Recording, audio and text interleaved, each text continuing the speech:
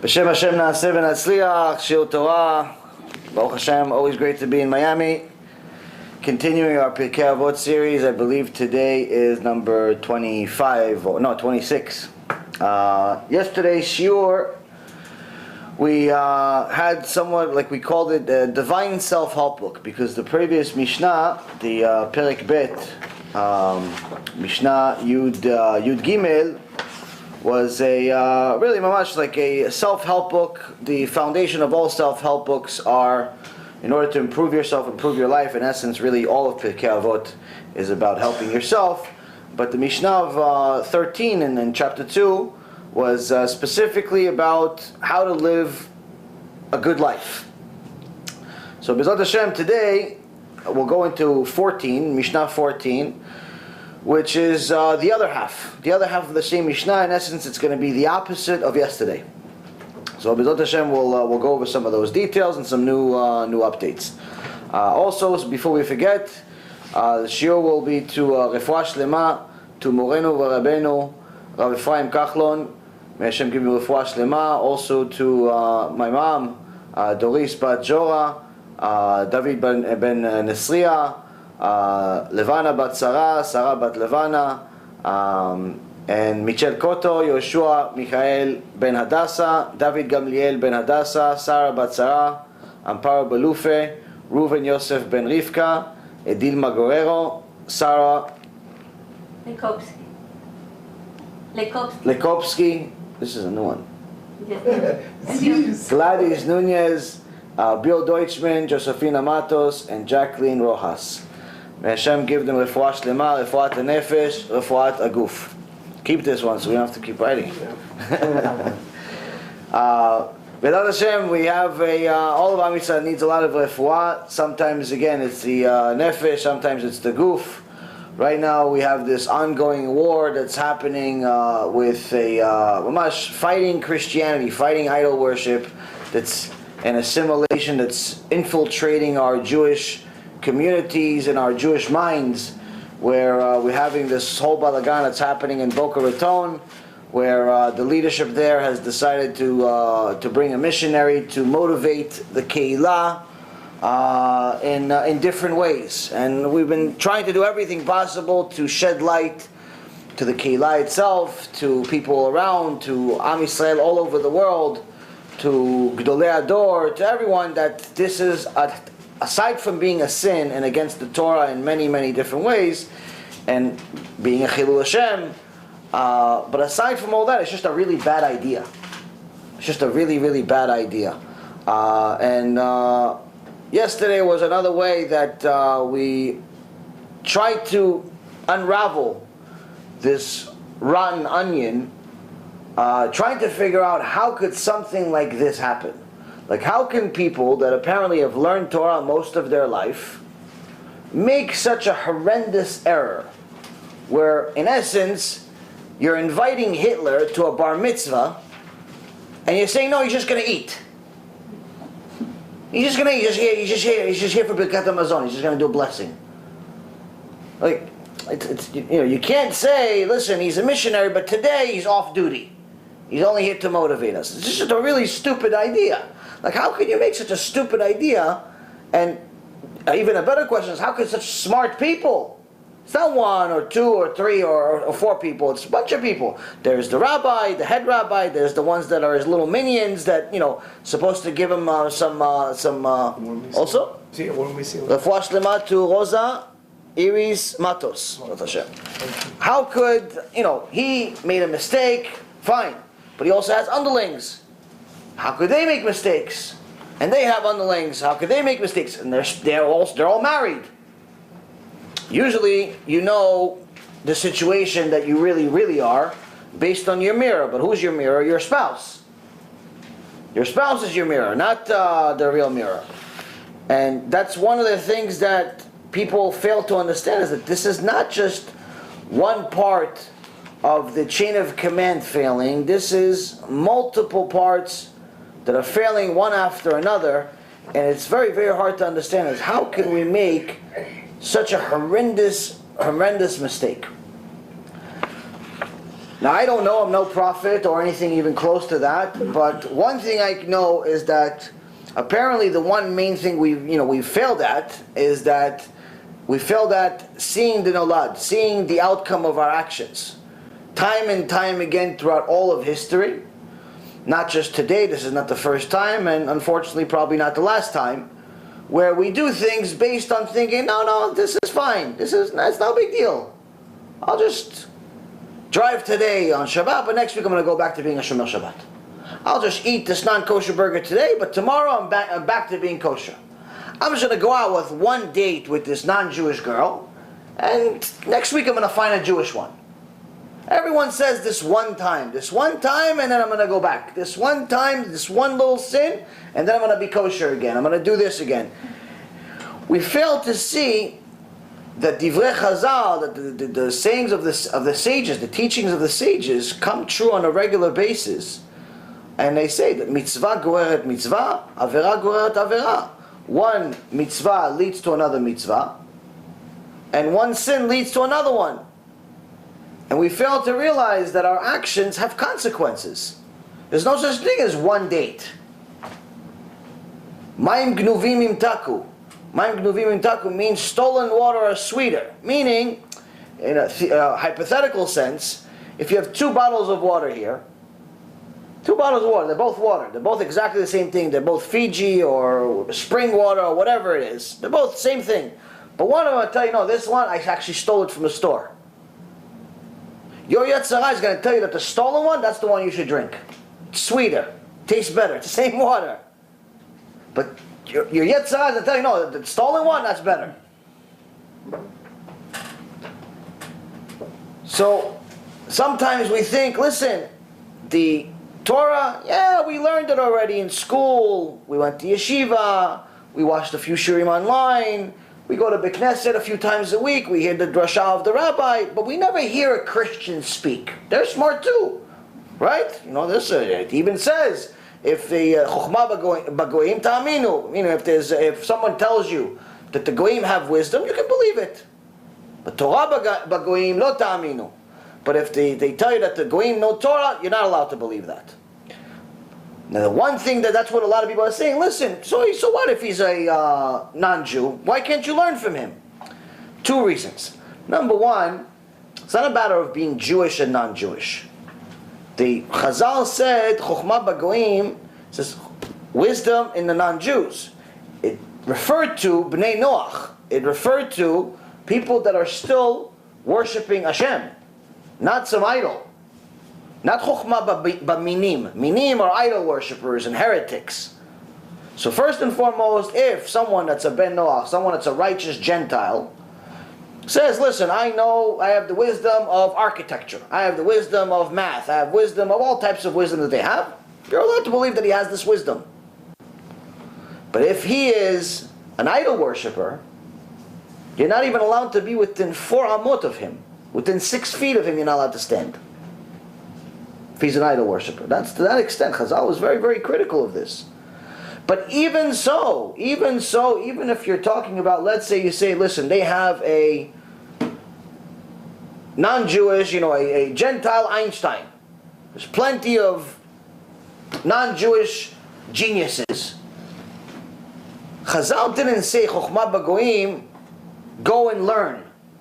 They said, if they say that this guy knows architecture, you can believe him. If they say this guy is a guru in whatever subject, you're allowed to believe that he has this wisdom. But it doesn't say, listen, go over there and go learn from him. It didn't say, listen, leave your rabbi, leave the shul, leave everything and go learn there. Or bring him, better yet, bring him to shul. No, I never said that. It says if they say that they have some type of wisdom, it's fine, as long as they don't tell you they know Torah, because Torah is only Am Yisrael you're allowed to learn. But even so, even if he's a genius, even if he's not an idol worshiper, even if he's a righteous Gentile, didn't say go out and chase him for his knowledge. So that's the one thing that we keep failing to understand. And the problem with this is that it seems like the chokhmah of the goyim, the wisdom of the goyim, it seems like it's more interesting. Seems like it's more taboo. Seems like it's more exciting. I hear the rabbi all the time. Let me go hear some non-Jew teach. But the sad reality is that most of us fail to understand that anything that's any good in this world, whether it's all types of wisdom, all types of beauty, all types of everything that's any good in this world, must have a source in the Torah. Meaning you don't have to go out and look for it. It's here already. Just look for it in our books. Look for it from our teachers. Where you want motivation, you want to learn about love, you want to learn about how to have a fulfilling life, you want to learn about happiness, you want to learn about connection to Hashem, you want to learn about business, you want to learn about law. Whatever you want to learn, it's already in the Torah. You just have to know which book to look. And this is the reason why I say you're allowed to believe that the Goyim possess wisdom, but it didn't say go chase it and find out what they're saying. Just say, okay, if they say they have it, fine. If they happen to, you have a service they provide and you want to use them, you're allowed to use them as long as it's not a mean. As long as it's not an idol worshiper or someone that goes against the Torah on a regular basis. And unfortunately, someone that's an idol worshiper is an enemy of Hashem. It's not my definition, it's the Torah definition. Now, this means that there are a lot of enemies of Hashem. Some of them are doing it electively. Some are doing it not on purpose.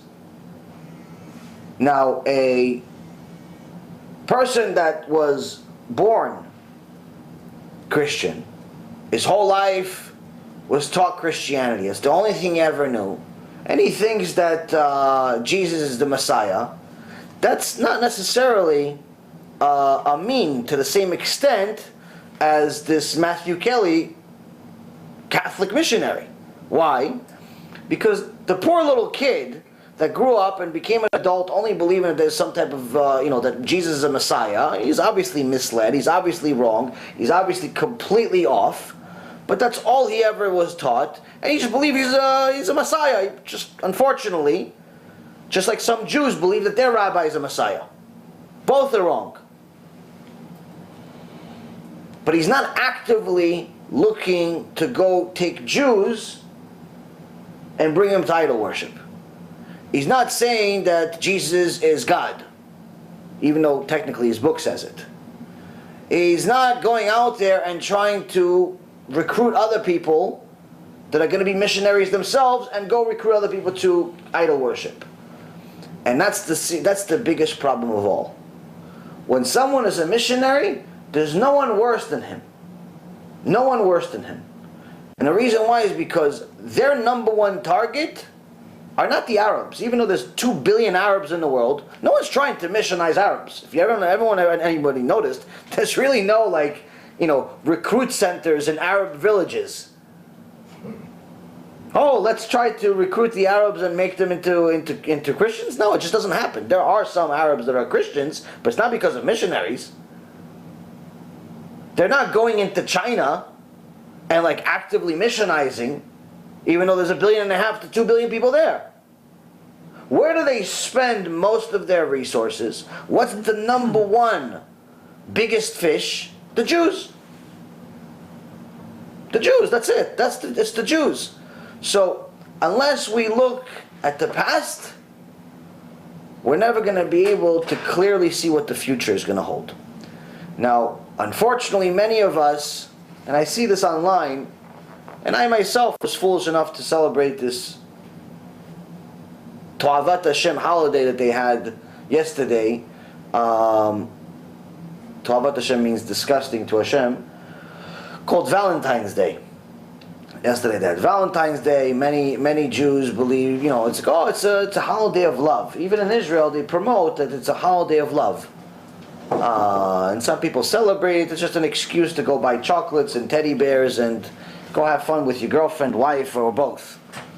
And people think it's a harmless holiday. What's the big deal? The only way we can realize what's the big deal is, number one, by looking at history.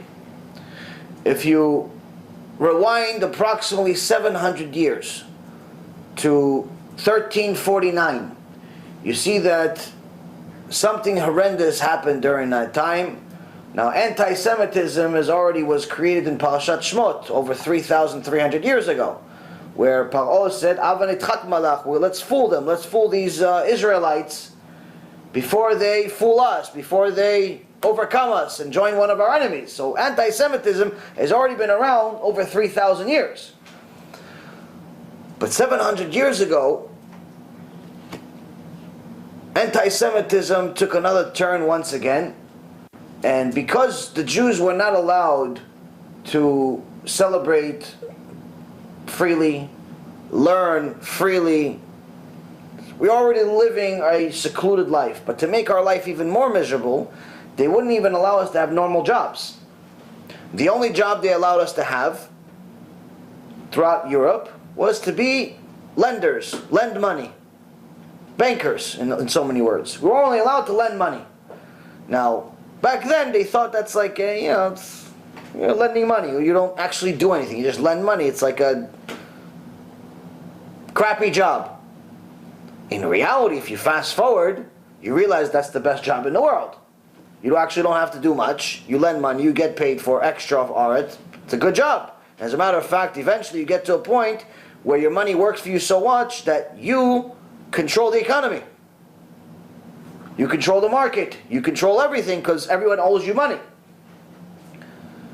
This is also the reason why I always told my clients and anyone that ever asked, when people would be scared about the relationship between the United States and China ever breaking, where they were saying, listen,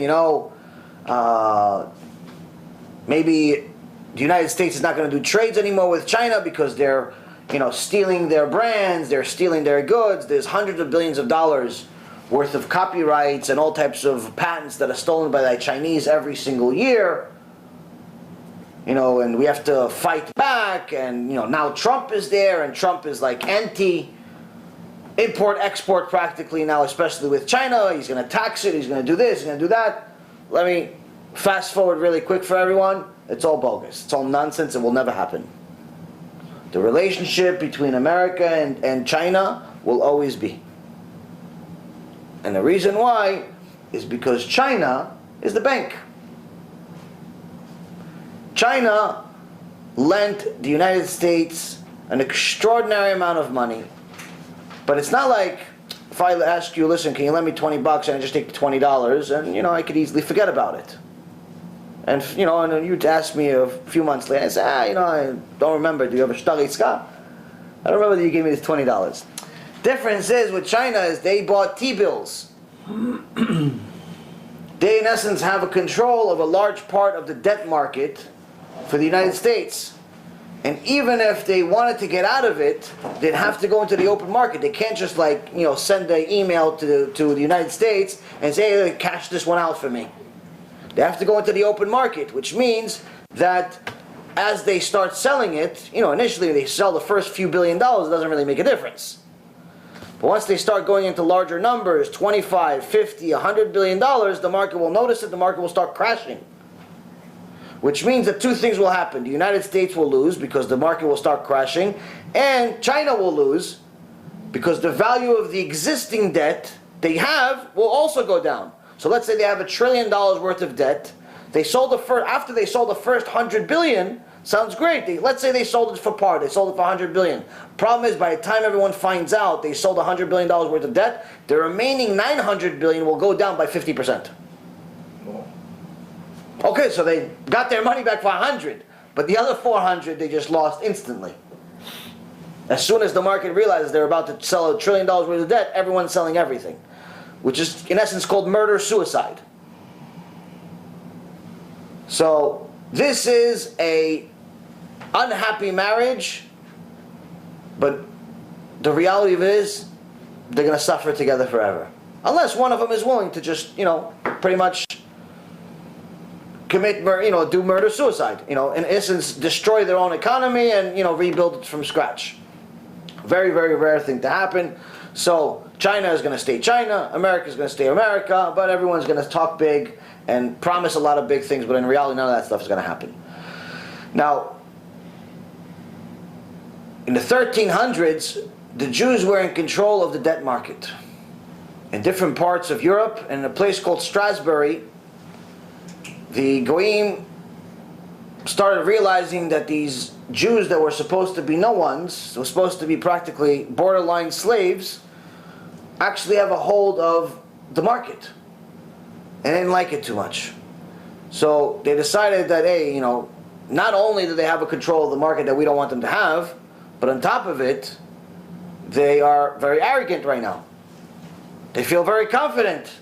And on top of it, we really can't say much because we're the ones that owe them the money. So unlike today, when you owe money to the credit card, then really the biggest thing they could possibly do is send you 1.5 million notices. Back then you could do something. What did they do? They decided to murder all of them.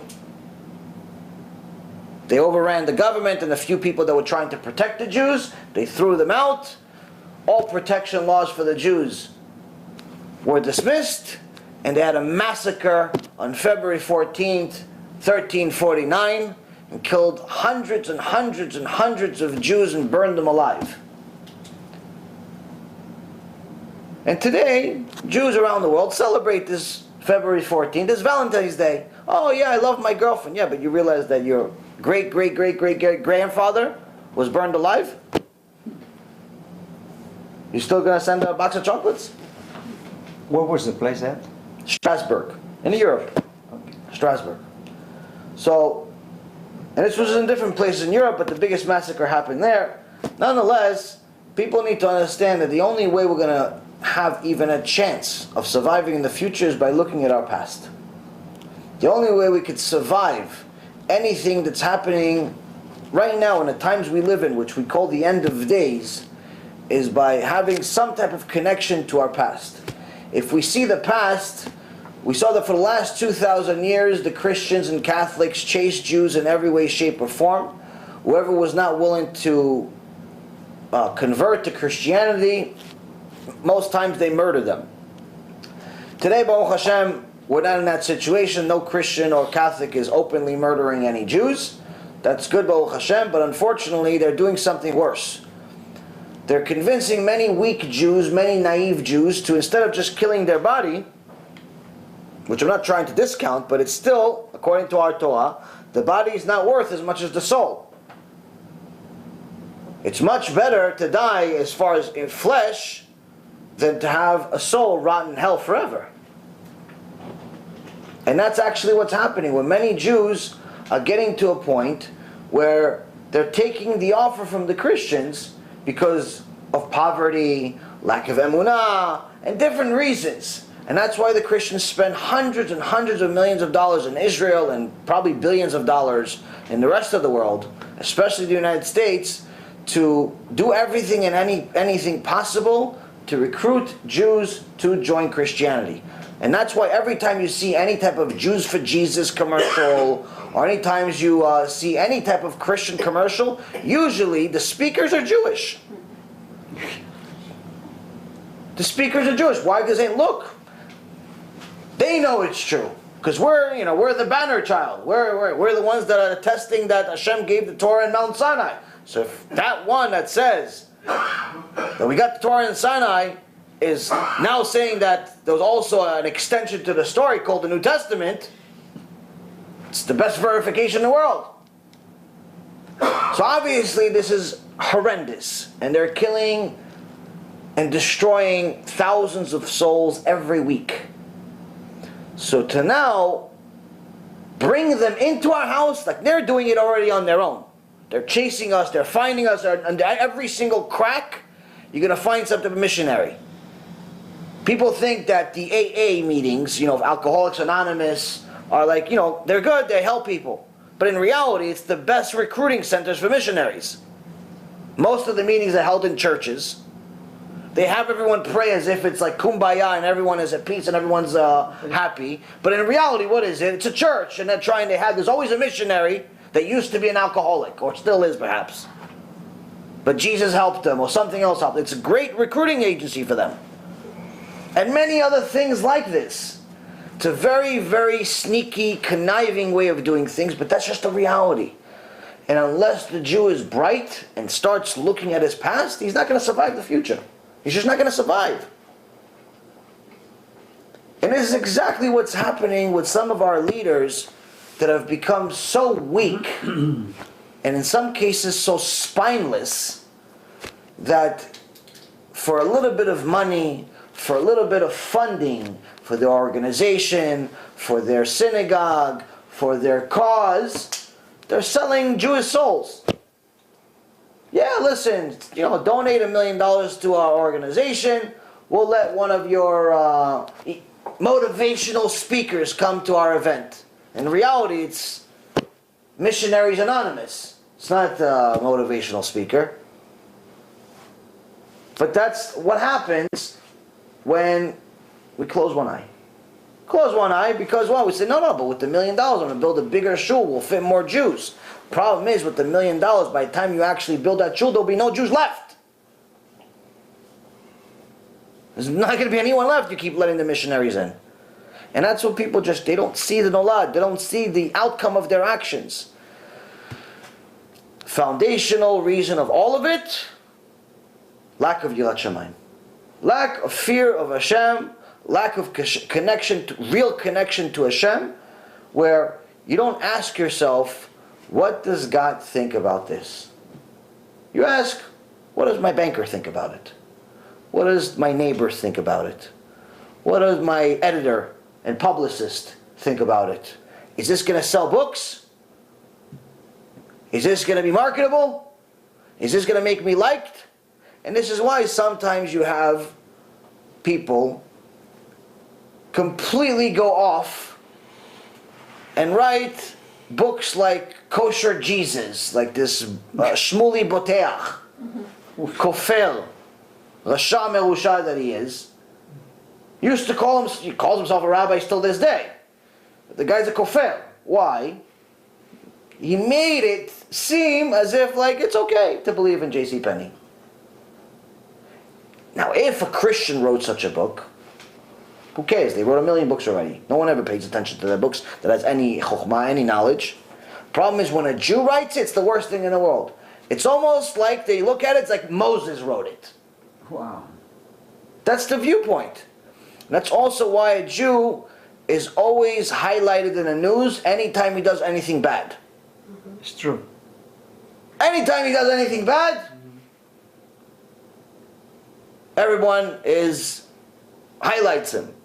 You have a few Christian people catch a big white shark. It's like, wow, let's put that on Discovery Channel. You have a few Hindus catch a great white shark. It's like, wow, take some pictures, put it on Facebook. You have a couple of Jews catch a great white shark. It's like, look, these animals are going to be extinct because of these Jews. And all of a sudden it becomes different. All of a sudden the excuse changes. Everyone else does something, it's chazaku ba'uch. Would Jews do it? It's just a reality. It's just a reality of life. So to go and invite them into our house, I mean, are you retarded? Is something wrong with you? And I just don't understand how blind we really are.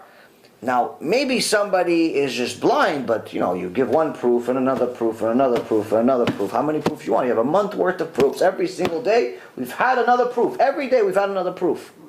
Every day, we're publishing more proofs. Even got to the point where it was even their own words. No one wants to listen so far. So, B'ezrat Hashem, we're going to continue doing as much as we possibly can. At some point, Hashem will just have to take over completely. Now he's making it seem like we're doing something. In reality, he's doing everything. At some point, we're going to run out of options. He's just going to have to do everything because there's nothing else we can do. But the foundational reason of all of this stuff is that apparently they skipped last night's Mishnah, which is Aroet Hanolad, someone who considers the outcome of his action. Any Jew that celebrates any of these non-Jewish holidays obviously has not read history. Because the overwhelming majority of them, if not all of them, are based on some type of paganism, some type of idol worship. And usually, throughout history, those specific holidays, one of the ways they would celebrate them was not just by putting little, lights on the tree. They would put body parts on the tree. They would put Jewish people on the tree. It was a holiday where they would use that holiday to kill Jews. That's just a reality. You can check history. So I'm not making this up. So, again, the people today didn't kill them, but the point is that, at the very least, let's not celebrate the holiday. So today's Mishnah is, in essence, the opposite of last night with a few twists. We see that last night's Mishnah told us of a way to live the good life. What is the best direction to take in your life in order to be on a proper path, meaning a path that you'll feel fulfillment, a path that you'll have success, a path that you will overall feel that your life has some type of meaning and you'll succeed in it.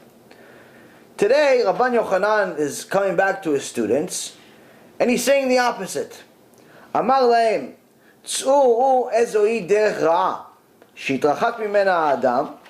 רבי אליעזר אומר עין רעה, רבי יהושע אומר חבר רע, רבי יוסי אומר שכן רע, רבי שמעון אומר הלווה ואינו משלם, אחד הלווה מן האדם כלווה מן המקום, שנאמר לווה רשע ולא ישלם וצדיק חונן ונותן. רבי אלעזר אומר לב רע. אמר להם רואה אני את דברי אלעזר בן ערך מדבריכם שבכלל דבריו דבריכם. Translation: He said to them, meaning Rabban Yochanan said to his students, go out and discern which is the evil path from which a man should distance himself.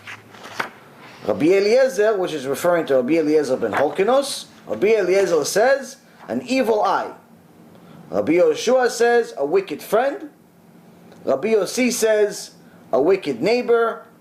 Rabbi Shimon says one who borrows and does not repay.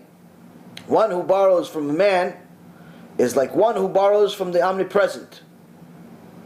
As it says, the wicked one borrows and does not pay, while the righteous one is gracious and gives. Psalm 37:21. Rabbi Elazar says a wicked heart. He, meaning Rabban Yochanan, said to them, I prefer the words of Elazar ben Arach to your words, for your words are included in his words. So as you'll notice from last night, whoever had a chance to watch last night's shiur, you'll see that in essence almost everything is the opposite of yesterday. Yesterday, Rabban Yochanan asked the sages, go out there and tell us what is the best path to take in life. And Rabbi Eliezer said, the one major midah, the one major character trait that one could use as a foundation to build on is to have ayin tovah, to have a good eye, to look at everything in a positive way. You see your friend just won the lotto, be happy for him. Don't be jealous. You see your friend got a new job, be happy for him. You see your friend got married, be happy for him. Have a good eye. Today, Rabbi Eliezer says the opposite. What's a bad way? A bad eye. So we'll understand what that means in a moment. Rabbi Yoshua said, be a chaver tov, be a good friend, and have a good friend. Why? Because having a good friend is what's not good friend is going to give you a ride to the airport. Because Uber can do that also for $25. Doesn't make him your friend. What is it? Have a friend that's going to tell you the truth. He says, hey, listen, you know what? You're not being a good father.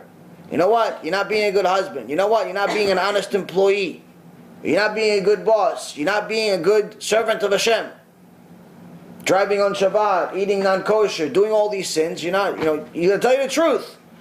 The strength of your relationship with your friends is based on how easily you could criticize each other without being offended. If you have to walk on eggshells every time with your friends and you're like scared to tell them the truth, you're scared to tell them, hey, listen, by the way, I saw that you yelled at all the employees about something they didn't even do, and you're scared to tell them about that, your friendship is really not that strong. If you're scared to tell your friend the truth,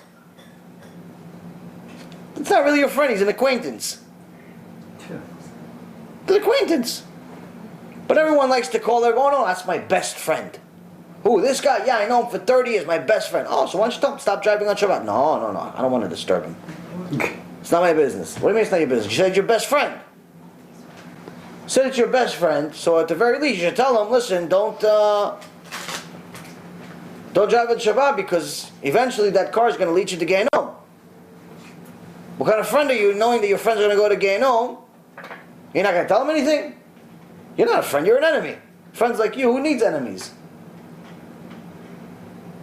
So that's the thing. So Rabbi Yoshua said, be a good friend and find a good friend. Be the one that tells people the truth and find someone that's willing to tell you the truth. That's why many of the sages would actually even pay. They're like their number 2 person or a good friend of theirs, they'll actually pay them to tell them the truth. Because just in case they were uncomfortable to tell them the truth because maybe they were a student of theirs or maybe they were just a family friend or anything like that, he said, listen, now that I'm paying you, you have to do, because or else you'll be judged not only for not telling me the truth, you'll be judged for stealing. Because I'm paying you. I'm paying you for a service. I'm paying you to tell me the truth. So now you're not telling me the truth. If I'm making a sin, if I'm doing something against Hashem, now you're also stealing. Wow. And no one wants to be a thief. So Rabbi Yossi says, be a good neighbor. And have a good neighbor. Why a good neighbor? And a good neighbor is someone that's closer than even a friend. A friend is going to see you once in a while. A neighbor is going to see you pretty much on a regular basis because he lives next to you. So a neighbor is much more likely to influence you directly and indirectly. He could influence you directly where he could talk to you just like the friend, but he could do it indirectly because he's so close to you. You'll see how he acts all the time. You'll see how he handles his kids when they're yelling and screaming. You'll see how he handles his wife when she's really upset at him. You'll see how he handles his life when somebody just ran into his car. You'll see all that stuff. So if you see that as soon as someone smashed into his car while he was parked, he's acting normal. He's like, oh, listen, Baruch Hashem, what can we do? Hashem wanted me to have this kaparat avonot. So be it. Is the other driver okay? He's okay. It's an insurance company. He's going to pay for it, but everything's going to be fine. If another Jew sees that, he says, oh, okay, good. That's a good Jew to emulate. I want to be like him. He's okay. It's an insurance company. He's going to pay for it. It's going to be fine. So, live. Double. So the thing is though is that if a Jew sees another Jew that is going through suffering, but in essence is not crying over it, not losing hope or anything like that, then that's something to emulate. That's something you want to be like. On the other hand, if he sees him, completely being careless about the other driver being, bleeding from his face, and all he cares about is his brand new car being scratched, who wants to be Jewish, Bichlal? It's like all you care about is his car being scratched. The guy's bleeding from his eye. He had a baby in the car. You don't care about them? I had a guy, Miskin. He's actually has a very bad character trait. He's a very nice guy. But he's a very, very bad character trait when it comes to money. He's so attached to it, like he sees nothing. When money comes, everything else goes blank. He says, yeah, listen, one of my employees just called me, told me he's not showing up to work because he got hurt. I'm like, oh, okay. What's the natural question you would ask him? Is he okay? What happened? So that's what I asked. It's like, oh, I don't care about him. Let him die for all I care. Just hopefully he doesn't sue me for disability. I'm like, oh man, we have a lot to learn, my friend. We have a lot to learn. But you know what? The truth is, many bosses have the same mindset. Many bosses have the same mindset. It's not necessarily that they're bad people. It's that you play with numbers so much that you become numb to people. You become numb to people. I can tell you about myself. I can always help myself do tshuva by reminding myself of how I was. And Baruch Hashem, we're trying to do tshuva still to this day. I had one time a employee, probably shouldn't even tell you guys this, but if you're going to learn out of it, you'll see. We'll learn from it. I had an employee one time, and we were in, stock market, money, and fast pace, 500 miles an hour. If you didn't do the job right, I didn't want to look at you even. And it was, if you were not the best, I just couldn't tolerate it. And your time off, your vacation, your personal life, all that stuff didn't really matter to me. All I cared about is being the best. And that's what I would tell my employees. If you're not going to be here, at least making $400,000 a year or more, you better, within 2 years of starting, you're better off choosing a new career. Go be a teacher, make $50,000 a year. It's not worth it. If you're not going to be a top guy where at the very least you'll make that much money, at least. I'm not talking about that shouldn't be your target. That should be like where you should be within a couple of years. If you're not there, pick a new career. It's not worth it. You have a much easier life being a teacher, being a bus driver. It's not worth the headache, the stress, and everything else. We were, athletes, top performers, they go through a lot of suffering to be top performers. The problem is when you're a top performer, or you try to be a top performer, it's very easy to lose grasp of reality. So one time I had this employee, this secretary, and she comes to my office and says, listen, I have to leave. I'm going to a funeral. And I said, what happened? And she said, oh no, my distant aunt that she pretty much never ever spoke to in her life died. And I'm going to, for respect, I'm gonna go to the funeral. So my response, instead of saying I'm sorry or something, anything, or okay, good luck, I don't know, say nothing. It was better off to say nothing. What did I say? The idiot that I am, said, your aunt died, but why do I have to suffer? Meaning I'm not going to have an assistant today because your aunt died that you never spoke to? Because I completely lost grasp of reality, thinking that, okay, she died, okay, so let's move on with life. Like I didn't really value anything else. And again, didn't necessarily make me a evil person. I mean, I was generous with people, I gave people tzedakah and all of those things. But the reality of it is that that's what we think makes us good. We think that if we give people stuff, that's what makes us good.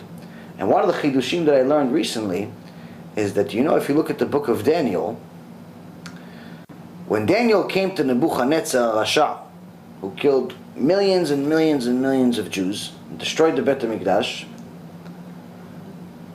he asked him to translate his dream. And he translated his dream, and he told him eventually Hashem is going to punish you for everything you're doing. Yes, you're going to be the strongest leader ever until the mashiach, according to your dream, but you also destroyed the Bet HaMikdash, and Hashem is going to punish you. But if you want to postpone the punishment, give tzedakah. Give tzedakah. It says, tzedakah tatzil mimavet. Your tzedakah will save you from death. Not that it will save you from death like you'll never die, or that you'll never get punished. It'll postpone it. It'll postpone your death. If you decree chas v'shalom to die early, this could postpone your death, give you an opportunity to do tshuva. So sometimes you think you're good because you give tzedakah. Sometimes you think you're good because you bought your wife a present. Sometimes you think you're good because you cooked for your husband. But in reality, that's just material. The most valuable things cost nothing. Sometimes the Beit Knesset doesn't really need your tzedakah. They need you to show up for minyan. They need you to support the rabbi when he's having a tough day. The wife doesn't care about the car you bought her. Why don't you buy flowers? It's much cheaper. Every Shabbat. Right, on Friday, bring her flowers, $9.99. Much more valuable than any car you could ever buy her. She could still drive the 1989 Buick, but with the $9.99 flowers, she'll be much happier. Your husband? Yes, it's great. You made him a nice meal, but if you're crying over it for the next 3 days because your hands don't work anymore because of how much you slaved over the food, it's not worth it. Go $15, buy a kosher meal, it's finished. Just be normal. Don't kill yourself over making him food and complain about it on top of it too. He doesn't want to come home and say, oh yeah, I cooked for you, but the attitude is Tisha B'Av. I bought the food, 15 minutes, I bought it, but I'm happy when you got home. So that's the thing. So that's when you lose grasp of reality, when you're so focused on certain things, it can get really far, and you can get as far as I did, where I literally completely was, Hashem forgive me, I was completely unconcerned about somebody just died. Now I know it didn't really, this woman didn't actually matter to her, she didn't even know her. So it's not like she was crying or anything, it wasn't like obvious that this bothered her at all. But it bothered me later on when I started realizing, did I just really say that? You question yourself once in a while. But that's when you start realizing how disconnected you are from reality. So, when you have a chaver tov, listens to this, he's going to tell you, listen, buddy, should have at the least said, I'm sorry. Yeah. Or just don't say anything at all. Don't say what you just said. If you have a shachen tov, you'd see how he reacts when something like that happens. After that, last night's Mishnah said, Aroeh et hanolad, means that someone who sees the outcome of an action. If I was able to see the outcome of my action, I would have realized that shortly later she would quit the job. But the point is that it's anyone that is able to use foresight, they'll be much more successful in life, both in business, spiritually, and everything else. And that's also one of the things we're failing at today, where we are so assimilated, so far from foundational Torah, that we don't want what we have, we want what everyone else has. Not realizing that the outcome of that is more assimilation, more secularization, and more bad. If you look at history, the only times Am Yisrael was doing good is when we were close to Hashem. Every time we went against them, we lost. Anytime you pick, whether it's during the desert, or it's during the Bet HaMikdash, or it's during the second Bet HaMikdash, or throughout the last couple of thousand years. But unfortunately, for us to get close to Hashem, Hashem had to punish us first. So events like this, with what's happening with Boca Raton, this is the type of stuff that happens right before Hashem says, okay, you crossed the line. When the Rasha Mendelssohn, a few hundred years ago, decided to publicly announce that everyone should be a Jew at home and a person outside, and we should start sending our kids to secular universities. Instead of sending them to yeshivas and kollels and bet midrash, we should send them to universities to be like the goyim. Now he thought, innocently, that this is the right way to be. We're going to be like the goyim, we're going to have peace. They're not going to see us as so different from them anymore. Our kids will be smarter, they'll have more career choices. We'll go to university of here and university of there, and the kid's going to be a doctor, and another one's going to be a lawyer, and another one's going to be an accountant, and another one's going to be a sports agent, and a PR, and it's going to be good. What happened? All of his kids converted to Christianity. 10 kids, every single one of them converted to Christianity. And on top of it, the Reform movement began. From what? From someone just being blind to an outcome of their actions. By wanting to be like the goyim momentarily. One lifetime. One generation. We're not talking about like this happened over 500 generations and slowly but surely we died. No, this is one decision. One guy said something, everyone listened, and lo and behold, we have Jews giving bar mitzvahs to dogs. Oof. We have Jews that say, you know what, male and male, they could be husband and wife, even though it's against the Torah. Woman and woman, they could be husband and wife, even though it's against the Torah. Driving on Shabbat, yeah, we should all do it because even though it's against the Torah, it's more convenient. And you start changing the Torah, and eventually it becomes a completely different religion. What's happening here, Boca Raton, people don't understand, this is the same thing. This is no different. This is pretty much saying there's no Jewish motivational speaker on earth that we can find apparently, We have to bring someone that's not Jewish, but on top of it, he's an idol worshiper missionary. And we think that somehow this is going to be good for us. And the biggest problem of it all is that almost every single person that I've spoken to, pretty much every single person I've spoken to actually, except obviously the BRS management, the synagogue's management, with the exception of them, every single person I've spoken to, big rabbi, small rabbi, regular person, religious, not religious, secular, Jewish, not Jewish, everyone agrees is a bad idea. Everyone agrees it's a really bad idea. Oh, except there was a couple of missionaries who says, why? What's the big deal? Oh yeah, sure. A couple of missionaries contacted me. What's the big deal that a missionary is going to come to you? Why are you guys so scared of what we're going to say? I said, exactly. Exactly. But everyone agrees it's a bad idea. But very, very few want to speak out. Very, very few want to disturb their convenient life and say, hey, this is a really bad decision. Now, Baruch Hashem, there's enough that are speaking out and causing a chaos over the last few weeks. But it's not enough. And we go to some big rabbis. And every single big rabbi we've spoken to, every single one of them, I agree with you 100%.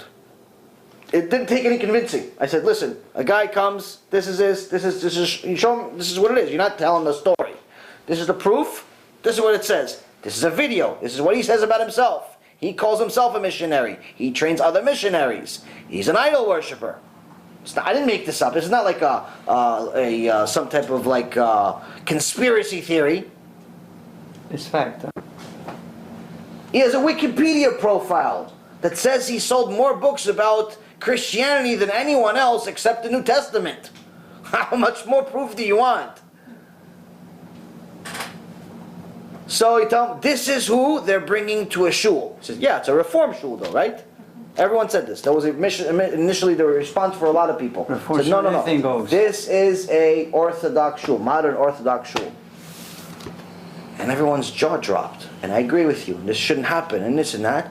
But no one wants to speak out. Everyone wants to do something. Oh, yeah, I'll try to do something. I'll make a phone call. I'll send an email. I'm like, yeah, but why don't you speak out? No one wants bad press. And that's been the toughest battle for me. Toughest battle because in the public's eye, it almost seems like you're fighting alone. You're like the only crazy person fighting. Even though there's plenty of people supporting it and saying Chazaku Baruch and great idea and yeah, you should do this, but you feel like you're like alone. You're like the only one speaking about it. Until Rabbi Mizrahi jumped in and a couple of other people jumped in publicly. But in reality, it's like very, very difficult. But Baruch Hashem, the best news that I have to offer today is that, as I said yesterday, right now we're in the process of getting a letter from Gdolei Ador. We're finally taking an initiative and they're signing a letter saying this is 100% asul. It's asul. It's not allowed to have this event. It's not allowed to attend this event. It's not allowed to support this event. It's not allowed to do anything relating to this event in any way, shape, or form that's positive. And this is not from like a local rabbi that just doesn't like Goldberg or Shabtai or Moskowitz. This is Gdolei Ador. And we've gotten some signatures, Baruch Hashem, already from some big ones, but we'll publicize this letter when necessary. Hopefully I pray to Hashem really, really hard. Hopefully this is enough. Honestly, if it was a month ago, I would have told you this should have been enough. One Gdolei Ador, one big giant rabbi would have been enough to say, okay, this is a bad idea. You don't want to listen to me because I'm a nobody? Fine. But one big giant Av Bedin, Gdolei Ador, says it's not good. You should listen to him. So a month ago I would have said to you, yeah, that would be enough. Problem is we did that already. We got 2 Av Bedins to sign a letter. We had several other ones make phone calls. Nothing has been enough. So now we have to literally go to the biggest. And it's been a mission. But you do what you can, and I'm hoping this is enough. At the very least, this is enough for the Kehillah to see that the leadership is wrong, terribly. And this is also enough to convince all 6 million Jews that live in America and any English-speaking Jew to realize under no condition does any real rabbi ever recommend to bring a missionary to a shul. So if they choose to continue and go against the Gdol Ador also, there's not much more you can do. But at that very moment, they'll be cutting themselves and becoming a new religion. Because no one that's serious about God or Hashem or Torah or anything is ever going to take any member of that shul serious again, or their rabbis, knowing that they went against Gdolei Ador. So I'm hoping that everyone sees the nolad, sees the outcome of if they go with it anyway, after getting signatures from the Gdolei Ador, and that's still not enough. Hopefully that's enough. Everyone realizes, okay, it's a mistake, it wasn't a bad idea. Even if we don't see that it's a bad idea, enough people think it is a bad idea. Let's stop, let's move on. That's it. Listen, plenty of people made mistakes, as I just told you, a very embarrassing mistake of my own. You made a mistake, that's it, you move on. The greater you are, the more mistakes you're going to make on the way there. Yeah. There's no such thing as a clear coast to the promised land. No such thing. So, the last part of last night's Mishnah was that Rabbi Elazar said, left of having a good heart, according to Rabban Yochanan, was in essence encompassing all of the character traits that were mentioned by the other sages. Having a good heart will give you the ability to have a good eye, will give you the ability to be a good friend, will give you the ability to be a good neighbor, will give you even the ability to see the outcome of certain things because you care. So today, they're saying the opposite. Today, and to some extent, where Rabbi Eliezer says, an evil eye. That's one of the things that you have to distance yourself from. Why is it that Rabbi Eliezer says that the one thing that can literally destroy your life, he's not just saying this is just something bad. It's 1.5 million things you can mention that are bad. Anger is bad. Being cheap is bad. A lot of things are bad. But here they're saying, not only not do it, you see, distance yourself from it. Be as far as you can from it. Just like the Gemara says about Avodah Zarah, you're not even allowed to be within 6 feet of Avodah Zarah. You're not even allowed to be within 6 feet of idol worship. What do you say, Abu Sarah? Avodah Zarah. A-V-O-D-A-H. And then Zarah, Z-A-R-A-H. That's idol worship. So, Avodah Zarah is so dangerous, you can't even be close to it. The sages one time had a option. There was 2 roads. One road would take them across the path of a door to a church. They wouldn't go into the church, but they would pass it. They would pass next to it. The other path, making a left, would take them and they would cross the opening of a brothel, prostitution house. So one of the sages said, listen, let's just go next to the house of idol worship, because the sages already prayed for idol worship to not be a something that's our desire. At least we won't be caught by any of these prostitutes and make a huge sin, wasting seed, being with a immodest woman, a prostitute, and so on. There's an endless amount of sins. So it's logical. You just pass by the church, don't pay attention, don't look that there's a cross over there. Just pass, go, get to where you need to be. Sage said, no. It's better to go and take the chance of passing by the prostitution house instead of passing by the church. That's how bad idol worship is. Wow. That's how far you have to distance yourself from it. So now Rabbi Eliezer ben Horkonos is telling us, these are things you have to distance yourself from. These are there are certain character traits that you not only can't do. It's not just about not doing it. Of course you don't have to do it. You don't need Chazal to tell you not to do it. He's saying this is something you have to stay as far away as possible from, because if you have it, it'll destroy your life. What does he choose? Bad eye. Bad eye, evil eye. Why evil eye? It's the opposite of what he said before. Having a good eye will give you a good foundation for a good life. But he says the opposite, a bad eye, an evil eye, will make your life miserable. We covered this a little bit last night. One of the foundational things that cause 99% of death, according to Chazal, is evil eye. So 99% of people die from evil eye, 1% just run out of time. They lived 120 years. They lived, the sin of the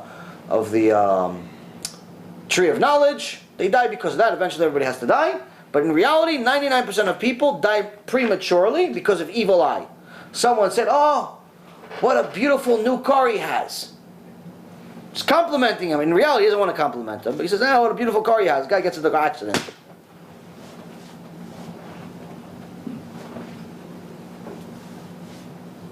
Reminds me of a joke. It's not really, it's kind of funny, but it's not. But I get very happy about jokes because I don't remember jokes at all, ever. Tell us. I heard this joke. These two guys had evil eye. Both of them were like, everyone knew, this one is Satan, the other one is Malach HaMavet, with their evil eye.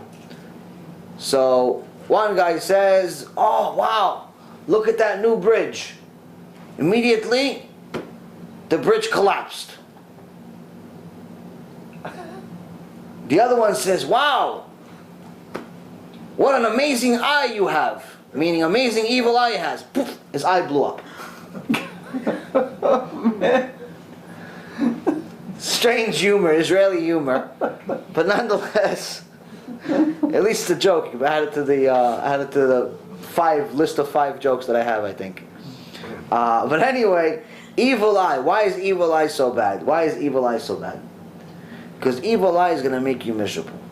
Evil eye is going to make you constantly spend time looking at other people's Facebook profiles, thinking they're living a life that you want. If you ever noticed, people that spend any time on Facebook and on social media and they take pictures of their sandwiches and the restaurant and they went to the vacation and the kid that's playing with the toy and he looks cute and the cop that saved 5 ducks in the middle of the highway. Everybody publicizes like the nicest parts of their life, so everyone looks at their Facebook profiles like, wow, what a lucky guy. What a lucky guy. He has a wife, he has kids. They don't show you the guy just got arrested for drunk driving. They don't show you that picture on Facebook. No. They don't show you the picture that his wife just threw a pan at him because he didn't show up for 2 days. They don't show you that picture. They don't show you that he doesn't know how he's going to pay his bills because he just saw that his bank account has deficit balance. They don't show you that picture. They show you life is grand. Life is grand. And if anyone ever sends, puts a bad picture, like a woman says, "Oh, I'm so depressed," everyone unfriends her. No one wants to be friends with a miserable person. No. Or people try to make themselves feel good and say, "Oh, I'm sorry," and then pretty much unfriend her after that. Like, don't pay attention. Because you just want to see fake life. So first and foremost, when you have a bad eye, number one, you're always going to look at other people's life thinking that their life is better than yours. In reality, it's all fake. Everyone has their trials, their tribulations, their difficulties, their ups, their downs. And looking at other people's life is definitely not going to make your life any better. It's not. In fact, it's guaranteed to make your life worse. Because what they're showing you is not reality. So people that watch shows where people are, driving fancy cars and living in fancy houses, and the wife is always beautiful, and the husband is always handsome, and the kids are always top students, and they don't even have to try. Apparently no kid in history has ever studied on television. They always know everything, and they're always on a roll, and they're always rich, and no one has any problems ever, except a boyfriend problem or a girlfriend problem once in a while that they cry over for 5 minutes. Everyone's life is so grand. Everyone that watches these shows is guaranteed to have a miserable life. Because what you're watching is a warped version of reality. It's not real. It's just not real. So, but by constantly watching it, you're going to make yourself believe that it's possible. It's possible for everything to be perfect. And this is the reason why people spend pretty much their entire year savings. They work the entire year like dogs, night and day, no family, no kids, no Torah, no life, no nothing, for one vacation to Cancun or Australia or China or wherever they're going to go with the family. With the family. What's the best part of the trip? Coming home. The best part of the trip is coming home. Yeah, okay, it was fun to go on the slip and slide and there was water splashing, yeah, but they didn't show you the picture of how much of a nightmare it was to get to the park and stand online for 3 hours. Yeah. It's great to see Mickey Mouse with the kids like 6 years later. Oh, look at little Stephanie with Mickey Mouse. But they don't tell you that, she broke her finger 5 minutes later. Because she slipped and fell. They don't show you that part of the picture. It's not real. It's like a fake part of life. But all you're doing it for the pictures. Why? Because you need to put something on Facebook. And you need the world to think that you have a great life. So on one end, you're living a fake life because you're looking at everybody else's life. Two, you're obviously not managing your life in an appropriate way. Your entire work and life is just for this one big trip or 2 big trips a year, which are never going to be enough. You pretty much your entire year you're working for 1 week. And 3, the worst part of all, when you show everyone only good, you're opening double wide doors for evil eye. Everyone's going to look at you and say, oh, look how lucky he is. He has a brand new car, a brand new this, and a brand new that, and a brand new this. And Hashem Elachem, how much disaster that brings into your life. This is why, in general, the most important thing anyone needs to understand in life is to be private. Don't spread your business to the world. Whether you're successful or not successful, be low-key. Be low-key. You made money, keep it to yourself. You don't have to tell the world you made money. I'm not saying that you're not allowed to enjoy your money, you can build a house and all of that stuff, but don't get to a point where, there's TV shows calling you, asking you how much money you spent on the house. Be modest. You don't need to have a $300,000 car in a parking lot. It could be $50,000 and still nice. Modesty is very, very important. But also, if you're going to have kids, making them think that a $150,000 car is supposed to be a car for an 18-year-old, that's a warped version of reality. The kid's going to grow up to be a loser. Because unless he is going to somehow achieve his own success, he's going to be very, very miserable, because no one wants to live in their father or mother's shadow. So again, this warped version of reality breeds more and more negativity, more and more bad things, and this is why we have some of the highest suicide rates you would think would come from the poor. But if you actually look at the suicide rate in America, it's approximately 4%. 4% of Americans commit suicide.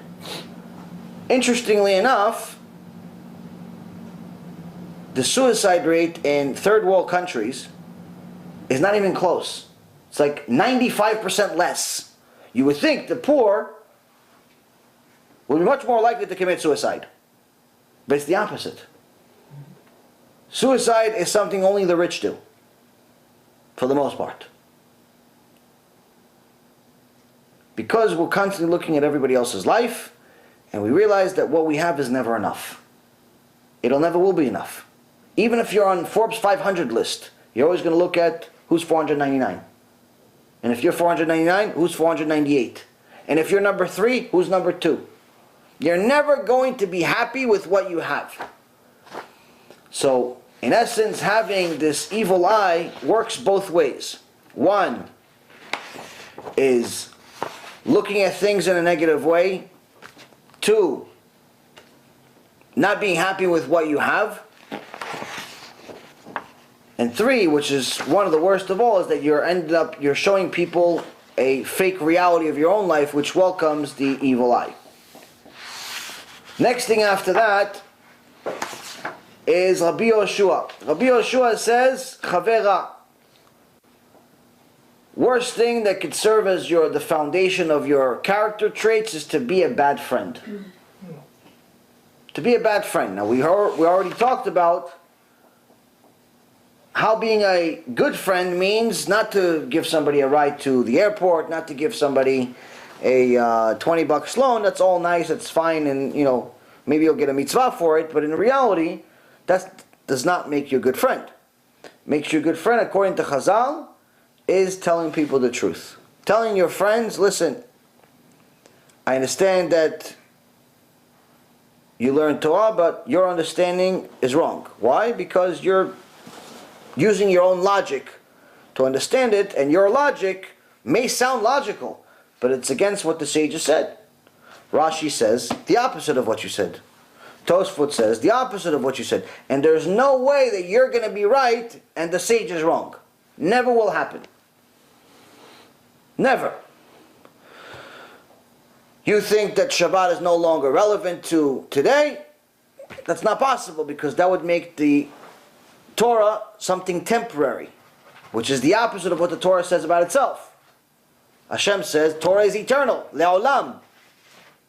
Whatever rules they have, all of them are applicable until today. Every single rule in the Torah, 613 mitzvot, are all applicable to today.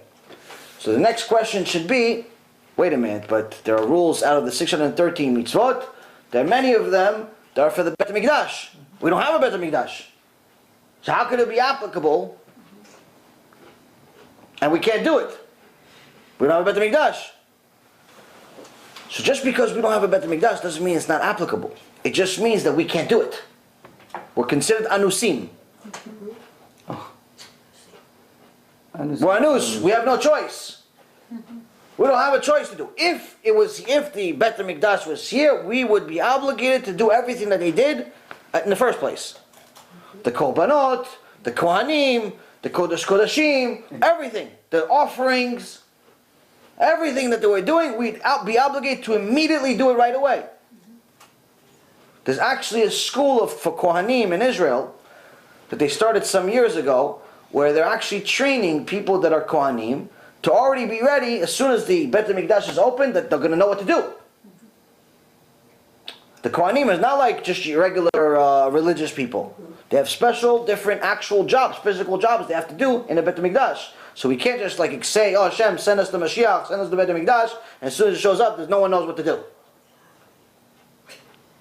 We're already getting training now. Wow. So now, telling somebody that you see doing something wrong, the truth is what makes you a good friend. Now, last night we talked about a disease called Munchausen. Munchausen is a disease, it's a syndrome that is unfortunate, it's in essence a mental disorder where someone believes that they're sick, even though they're not sick. And then there's something called Munchausen Proxy, which is that they believe that someone else is sick. And usually this happens with like a mother or a father and their son. So the mom thinks and makes the kid believe that the kid is sick. But not sick like once and he got a cold and then he takes a NyQuil and he's finished. No, sick forever. Like always, like sick forever. So there's actually a article that I read where this one particular very, very odd case, because usually they found out about these cases earlier, but there was one case where the mom made the world, including the kid herself, believe that she was sick for 23 years. 23 years, and the only reason the world found out that the kid was not sick was because the mom died. Tough. That's it. It's the only reason. And everyone thought that the kid was a paraplegic, but in reality she was perfectly able to walk. Everyone thought she had all types of bone issues, no bone issues at all. Everyone thought that she had hearing problems, no hearing problems at all. Like this mom had a mental disorder where she believed that the kid was sick, and she, in essence, with all the medicine and all the treatment that she would, in essence, convince the doctors to give the kid, she made the kid sick, but the kid wasn't really sick. And eventually, when the kid stopped taking, when now became an adult, stopped taking the medicine, little by little, she got back to normal, and she lived a normal life. Or at least as normal as you can be when under the circumstance. So, in today's world, we have the same disease in Judaism. We actually have the same disease everywhere. It's called political correctness. When you're politically correct, why are you politically correct? Because you think that everyone is sick. You think that no one else can handle the truth. So you start removing certain words from the English or Hebrew or any other language because they're no longer appropriate. So for example, one of the clips we cut out of last week's lecture, I was very passionate and I was talking about something, and long story short, I was talking about this whole idol worshipping situation that's going on with the bringing a missionary. And at some point I used the word retarded. Now, retarded could mean several different things. It could mean that you're late. It could mean that obviously someone has a mental deficiency. It could just mean that you're behind. But that entire clip was like 10 minutes. 10 minutes. 11 minutes. Now, there's a lot of words in 10 or 11 minutes. A lot. We actually did somebody wants to write a book about my life story. And I told them I want to write my own book one day, but it's just, because I like writing, but it just takes a lot of time. So he said, what about if we just write the text to your personal story that you said in the lecture? Well, start that as a foundation. See, maybe it's, I don't know, maybe it's going to be, it'll help you start it and everything. So I said, okay, fine, no problem, go ahead and do it. And to both of our surprise, the lecture was 2.5 hours. You would think, okay, 2.5 hours, I don't know, you spoke 5,000 words, 10,000 words maybe. I think it was 40,000 words or something insane like that, which was like 35% of a book in one lecture. It was amazing. So, needless to say, 11 minutes is a lot. You could say a lot of words in 11 minutes. Especially if you have a little bit of a New Yorker and you're an Israeli at the same time, you speak even faster. So, out of this entire 10 minutes, this one guy that's looking for me, doesn't like me anyway, he's on the BRS team. He says, oh, you use very foul language, or very offensive language. And I said, what's offensive? Oh, you use the word retard. Now, anyone that listens to what I'm saying sees that, first of all, I'm not using it to make fun of anyone that's mentally deficient, chas v'shalom, or anything like that. But we're so politically correct, and we're looking, oh no, you're using different grammar, different words, different this. Why? Because we have been trained to think that everyone is incapable, everyone is not able, everyone is just deficient, everyone's sick. So you can't use real language with them, you can't talk to them straight up. You have to go through the corner, go behind, don't say it to them, send them a text. Oh no, text is too abrupt. Send them an email. No, but make sure, don't use caps. If once in a while you forget the cap button on and you start typing. And by the time you realize that everything is caps, you already typed the paragraph. You don't want to retype the whole thing. So you just press send. So in this world, why are you yelling at me? Who's yelling? I just use caps, buddy. Relax. I'm not yelling at you. But that's the mentality we have. And it's all bad training. And the same thing is infested Judaism, where for whatever reason or another, somehow, ocheach tochiach et amitecha, which is the mitzvah of rebuking your brother, rebuking your sister, rebuking your nation for doing something that's against God. In essence, doing something against themselves. They're drinking poison. You're telling them, hey, don't drink poison. You're driving on Shabbat. Don't drive on Shabbat. Why? Because then when you show up to Olam Haba, it's going to be a nuclear war site.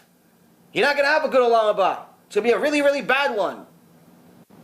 Hashem's going to punish you. You're going to lose parnassah in this world. You're going to lose life in this world. There's endless amount of punishments that you get in this world and the next. If I just read you guys 25 things of what happens to a Mechalel Shabbat one time, you'd be scared to get out of the house. I have a book that's 80 pages of different verses. 80 pages of these different verses. If you just read the first 25, it's all list of punishments of what happens to a Mechalel Shabbat. If you just read the first 25, you'd be scared to get out of the house. Forget about driving on Shabbat. Scared to move. Of all the things that happens to a Mechalel Shabbat. So when you tell somebody, hey listen, stop driving on Shabbat, stop playing with your phone on Shabbat, stop watching TV on Shabbat, stop going against Hashem. In essence, you're telling the guy, hey, that button, it's a nuclear weapon. And it's not going there, it's going to you. You're blowing yourself up. That's what ocheach tochiach is. That's what rebuking your brother is. It means that you're going to give him constructive criticism to help him. Which is allowed, of course. Which is not only, it's a mitzvah, it's an obligation. Yeah. But for whatever reason or another, we've become so politically correct and so poisoned from these rabbis that have Munchausen Proxy. They believe that all of us are sick and we can't handle it, and therefore we're not allowed to rebuke each other. And this is one of the reasons, not the only reason, but one of the major reasons of why people can live a life where they go to Beit Knesset for 25 years and still drive on Shabbat. 25 years they're driving to Beit Knesset. 25 years they're still a Mechalel Shabbat. 25 years they're still eat non-kosher. They eat kosher at home, so they think they're okay. But outside the house, no kosher. But they think it's okay. As long as my house is kosher, it's great. As long as my sukkah is the biggest on the block, I'm a tzaddik. As long as I donate money to the Beit Knesset and you put my name on some, list to tell the world that I donated $5,000 or $10,000 or $100,000 or $1 million, I feel great. Yeah, but what about the fact that you're considered an enemy of Hashem because of your behavior? Oh no, don't tell him that. He can't handle that. He's in a weak generation. So ocheach tochiach became a curse. And one of the things that is the biggest and most misleading part of this entire equation is the false understanding of what we have today about chassidut. People think that chassidut means people that are always happy and only talk about positive things. So there's a few different types of chassidut, but the two most popular ones today are Chabad and Breslev. Obviously there are others, also great, also big, and so on. But the ones that are most popular, at least amongst the secular world, are Chabad and Breslev. And people see different versions of them. They see the Chabadniks driving during the holidays with a truck and a big sign on the back of the picture of the Rebbe from the Lubavitcher Rebbe. Some even write mashiach on it. Some say king. Some say this. Some say that, which is a problem of its own. But they're celebrating. They invite everyone over for every Shabbat. Eat chulent, eat this, eat that. Every Hanukkah party is a blast. Every Purim is even a bigger blast. Similar with Breslev, you have some people that, drive around the countries, especially in Israel, in vans with, club music on, breakdancing in the middle of the street. In essence, telling people that this is happiness. One of the Gdolei Ador calls those versions, a real Breslever, calls those Breslevers the lost tribes of India that are somehow found themselves in Israel. This is not Breslev going around in vans and breakdancing. Learning Torah, that's Breslev. Having Yirat Shamayim, working on your brit, working on your mitzvot, working on your closeness to Hashem, that's the chassidut. But for whatever reason or another, there's enough misunderstanding where when you start telling people, hey, listen, you have to change, you have to improve. Like, no. That's not the type of teaching that I'm looking for. I'm looking for teaching that's always positive.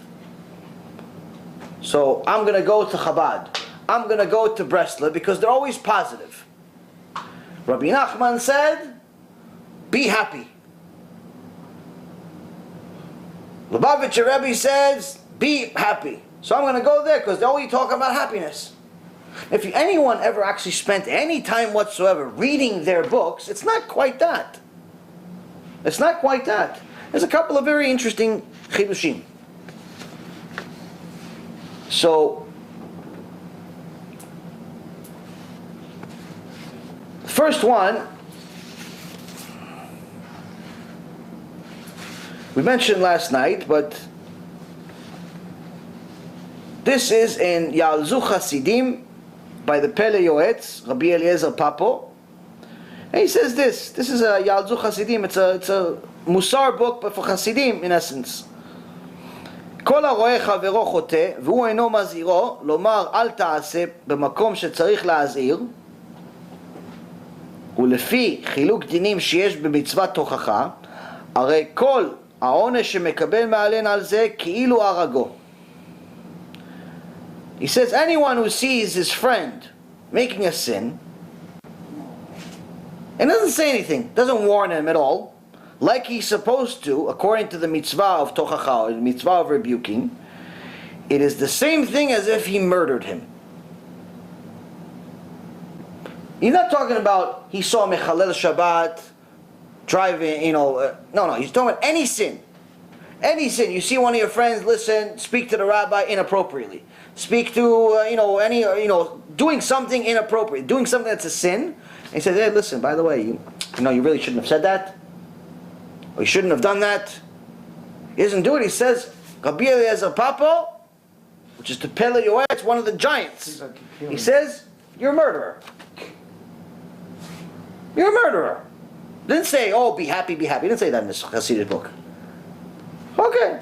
But this is, say, oh yeah, but Rabbi Eliezer Papo is not Breslev. He's not Chabad. Okay, so let's go. Let's continue.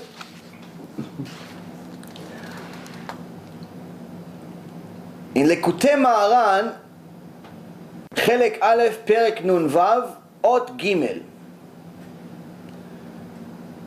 of the Rabbi Nachman from Breslev. So this is, in essence, the foundation of Breslev. It talks about שהרבנות מקברת את בעליה, אבל אם מוכיח את החוטאים ניצל מזה. So it talks about how the Rabbanut, the rabbis, being a rabbi, in essence, the position of being a rabbi, he's burying himself by being a rabbi. This job, the ultimate outcome of his job, he's in essence killing himself doing it. Why? Because he doesn't rebuke. But if he rebukes the sinners, he saved himself at least. Wow, that's heavy. At least he saved himself. The rabbi is talking, he's not talking about the sinners only. He's talking about the rabbi himself. He goes, you want to be a rabbi? Okay, be a rabbi. But just make sure you realize, if you don't rebuke your people, you're taking on all of their sins and you're burying yourself.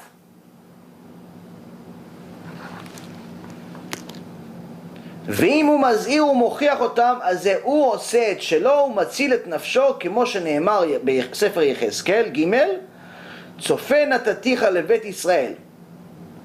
ואתה כי הזהרת רשע ולא שב מרשעו. הוא בעוונו ימות, ואתה את נפשך הצלת. It says, if at least he warns them and rebukes them, at least he does his part. At least he does his job. He fulfilled your job. You told him don't be mechal Shabbat. You told him don't eat taref. You told him don't go with eshet ish. You told him don't do all these things. You warned them what's going to happen. You told them it's Gan Eden. You told them there's Gehinom. You told them, you did your part. You did your part. What happens when you did your part? Umatzilet nafsho. You saved your soul. Not that you told him. He didn't say by you telling him you saved his soul. No, because maybe he's not going to listen to you. But you saved yours. But at least you saved yours. Why? Because if you didn't, you take on a sin. He goes with a married woman. In Shamayim, you're going with a married woman. He's a mechalel Shabbat. In Shamayim, you're mechalel Shabbat. This is to the rabbi. This is to the rabbi.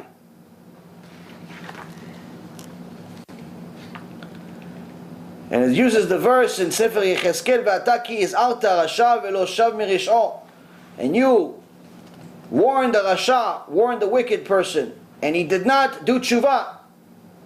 "U be'avono yamut ve'ata et nafshecha itzalta." Him, he's going to die because of his sin. He's going to die being a sinner. But you at least saved your soul. The source, Sefer Yechezkel, Ezekiel, chapter 3. Where is that? Ezekiel chapter 3. And the source, this is all written in Likutei Maharan, Rabbi Nachman from Breslev. Likutei Maharan, chapter Aleph, chapter 1, section Nun Vav, which is 56, paragraph 3. אבל אינו מזהיר ומוכיח אותם, אז זה העונש עליו. But if he doesn't warn or rebuke them, the entire sin is on him. כמו שכתוב שם, ועל כן הרבנות מקברת את בעליה. He says, just like it's written, the Rabbanut, having the rabbinical position, buries its owners, buries the rabbis. Why? Because they didn't rebuke. This is Rabbi Nachman from Breslev. Wow. He didn't talk about, hey, go, don't rebuke, don't. Where does it say that? Which part of the book does it say that? And it continues. You continue reading his work. It doesn't say anything about this stuff that people think. It's not happy, go happy. No, not exactly. Not exactly. Now, one of the other things that we have a confusion about is that we think that as long as we do like this one thing, everything's okay. But if you look at the Vilna Gaon, he says that if you lived in this world and you didn't fix your midot, what'd you live for? Meaning there's no way that you have fulfilled your mission in life without correcting your bad traits. No way. So, what'd you waste your... You lived 80 years, 100 years, 120 years, you still died an angry person? You still died a cheap person? You still died a liar? What'd you live for? You wasted your life. That's the Vilna Gaon. Rabbi Nachman from Breslev doesn't say anything different. But he says something very, very relevant to today. You have many people that do these one-off things where they won't really be religious the whole year, but they'll definitely come to Beit Knesset and pray non-stop on Yom Kippur. And sometimes they're even going to wear white because they heard that it's a sgula for something. There's always a full house on Yom Kippur. Right. So now you have some people say, listen, I'm not necessarily going to actually read all these books, but what I'll do is I'll fast. I'll fast once a year extra, twice a year, 3 times a year, once a month even. I'll go to the mikveh. Some people want to go to the mikveh a few times a week, every day, whatever. So they'll do one-off items, but the foundational mitzvah of learning and fulfilling the Torah, not so much. So Rabbi Nachman from Breslev says this, Likutei Maharan, Chelek Aleph, Perek Yud, Ot Dalet. It's a first part, chapter 10, I guess paragraph 4. And he says this, שאותם שמתגאים על עצומות שצמים ולא שמרו את תאוותם דומים לשק עם חורים. לא שברו, ולא שברו את תאוותם דומים לשק עם חורים. Rabbi Nachman from Breslev says this. There are some people that are proud of themselves because they fast an extra 1, 2, 3, 4, 5, or 10 times a month. They fast. Oh yeah, I can't talk today. Why can't you talk? Oh no, I'm fasting today.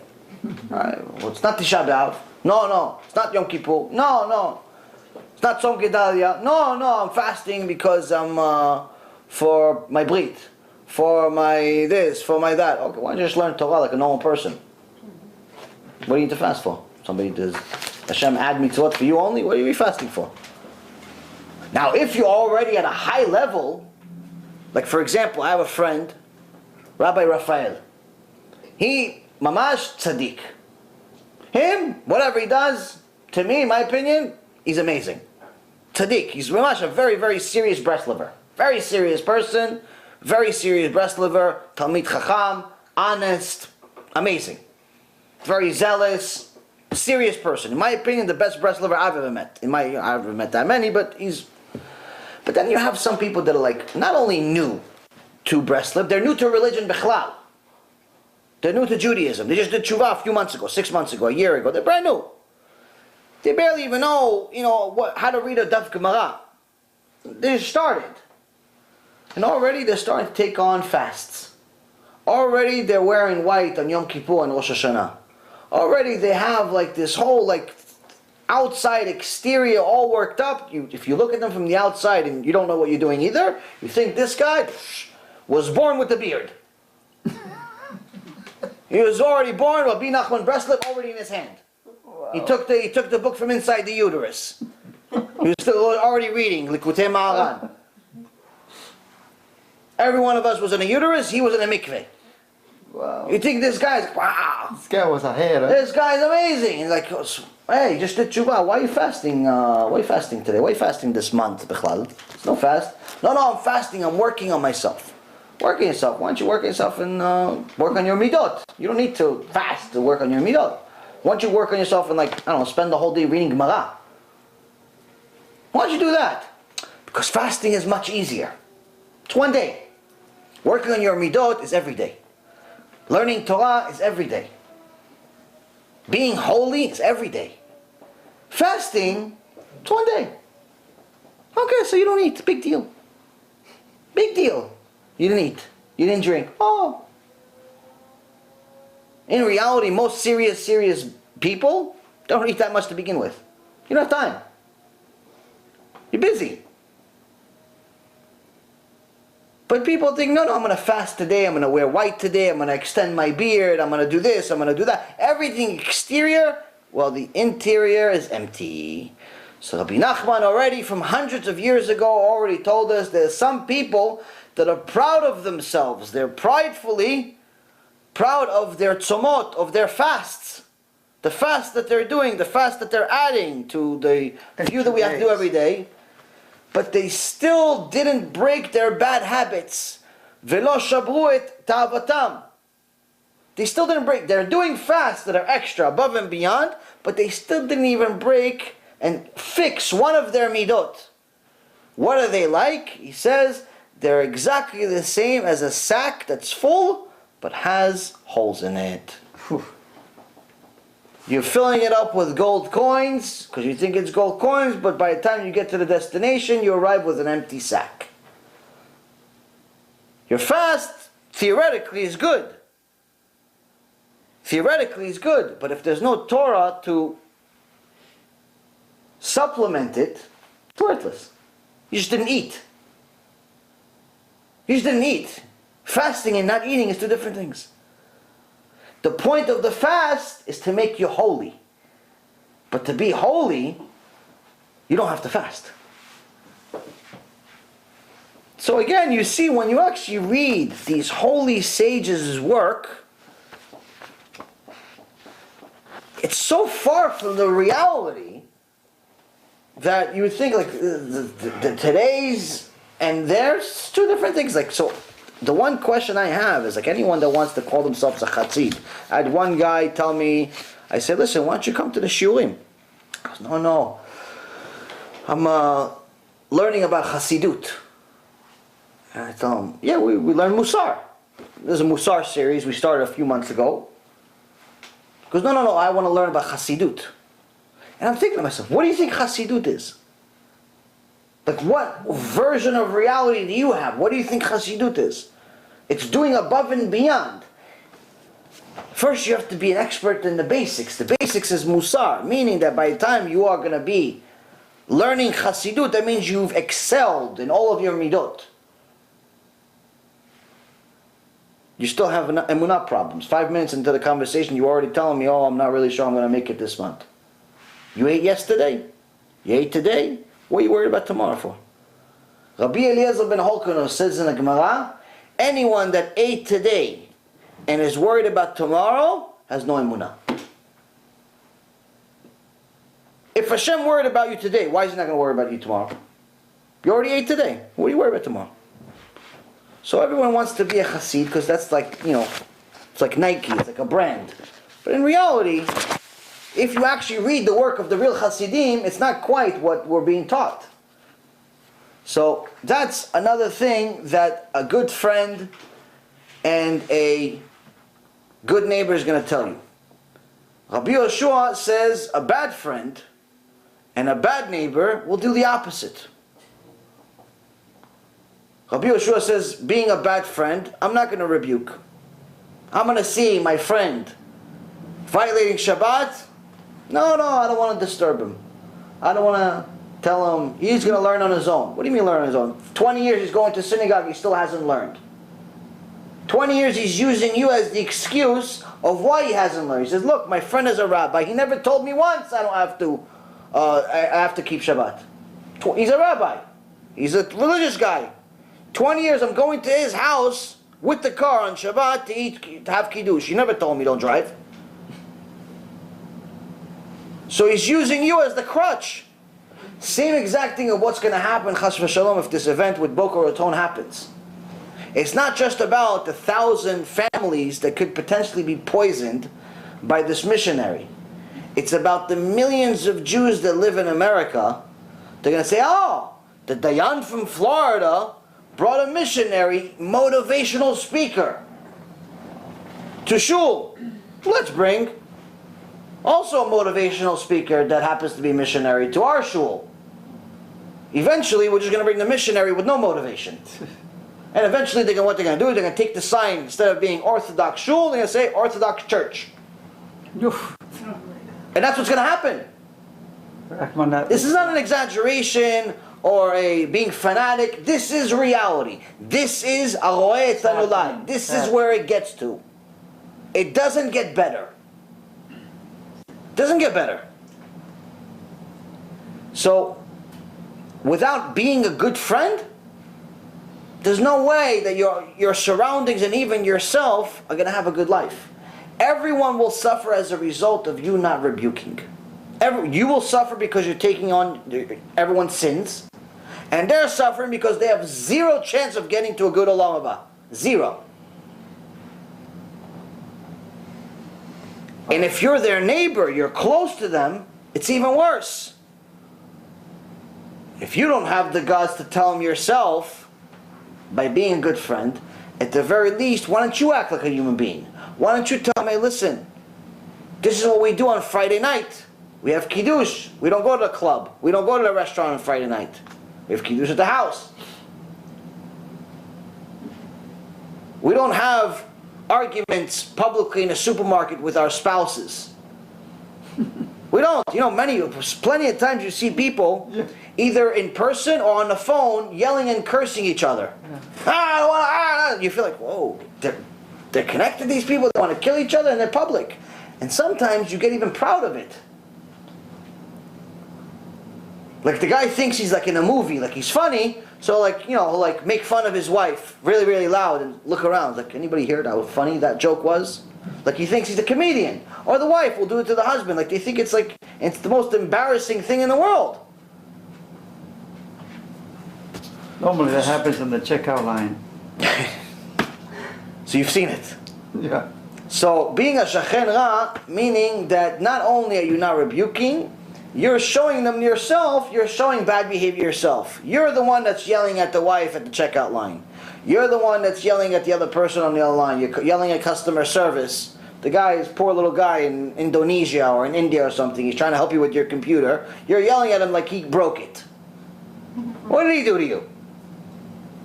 Everyone is a hero on their computer or on their phone. Everyone's a superhero.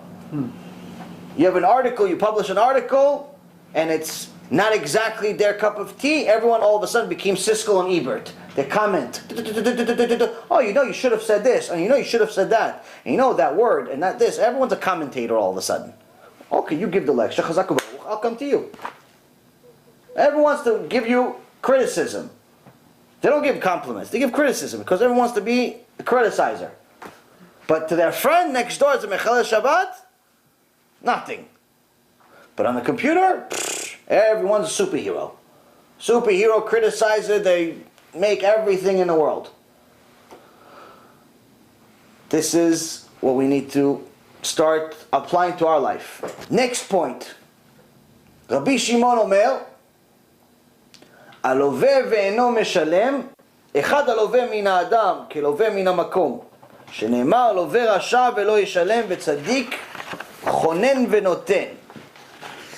So here we see that this is different than הרואה את הנולד. הרואה את הנולד means someone who sees the outcome of a deed, but here he's talking about something completely different. Here he says someone who borrows but doesn't pay back.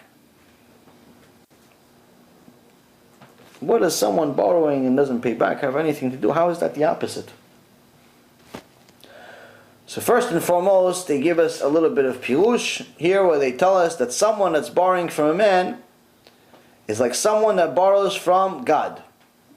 As it says, the wicked one borrows and does not pay, while the righteous one is gracious and gives. So first and foremost, someone that's borrowing, especially in Judaism, it's very, very different than borrowing in in the secular world or in the non-Jewish world, because we have halachot, we have laws when it comes to loans. First and foremost, you're never allowed to charge a Jew interest. Someone that charges another Jew interest has no share of the world to come. To that extent, it's a horrible, horrible sin. It's a hairy thing. There's one exception.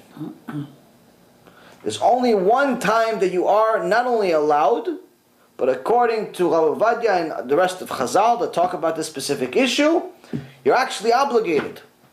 You should charge interest on another Jew. When? When he's a Mechalel Shabbat.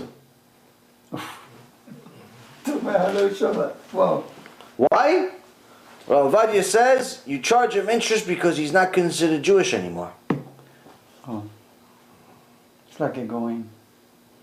And a non-Jew, you have to charge him interest. You can't just give them money for no reason. You have to charge them interest. It's a business. With a Jew, you're in essence doing a mitzvah. It's actually a bigger mitzvah to lend another Jew money than to give tzedakah.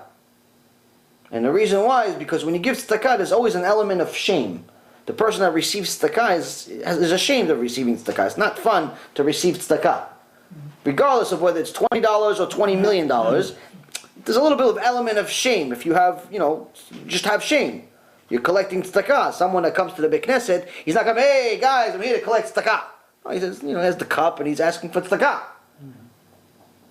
It's not, it's not something that anyone's proud of. So there's an element of shame with tzedakah. But borrowing money, nobody's embarrassed of it. It's a business transaction. Hey, you just made a new deal? Great, congratulations. Can I borrow $5,000? Oh, yeah, I remember you told me that you got that deal. Did you get that deal? Yeah. Oh, great. Can I borrow $10,000? I need to pay this and that. All of a sudden you have all these bills. You heard your friend made money. You want to borrow money, but you feel 100% comfortable asking him for money. Why? It's a business transaction. No one's ashamed to borrow money. But getting tzedakah, everybody's ashamed. Which is the reason why it's a mitzvah, a bigger mitzvah to lend money. And the reason why is because you don't have to put them to shame. The second thing is that also you become a partner with Hashem. In both cases you become a partner with Hashem, but with lending it's even a bigger partner with Hashem than in tzedakah. Nonetheless, it's when you're lending money to another Jew, you're not allowed to charge interest. But if that Jew is a Mechalel Shabbat, or does any other sin that cuts him out of the nation, not only can you charge him interest, you should charge him interest. Unless this Jew is expected to do tshuva. And then you may have a problem. And this is the reason why really religious Jews try to stay away from lending money to non-religious Jews. It's not because they don't like non-religious Jews. It's because they're scared they're going to have to pay them back the interest. So the guy's in Mechalel Shabbat, he borrowed $400,000 from you. You charge him interest, you charge him 10 points, charge him 10%, 30,000 a year. The guy borrowed money, over the next 5 years, you collected $150,000 from the guy. All of a sudden, 4.5 years into it, you just found out this guy became a mini rabbi. He walks in paying you the check, the monthly check, but he's got a beard, a hat, and he's a chassid. What do you do then? You have to pay him back the money. You have to give him back the money you charged them. You have to pay the interest back. Wow. It's not a fun situation. Yeah. So a lot of religious people don't like to lend money with interest to non-religious people because it creates problems. But there are some religious people, or they call themselves religious, that lend money to other religious people, and sometimes to non-religious people, but they still charge them interest. In most cases, in some cases it's allowed, in most cases it's not allowed. And it's called shtar iska.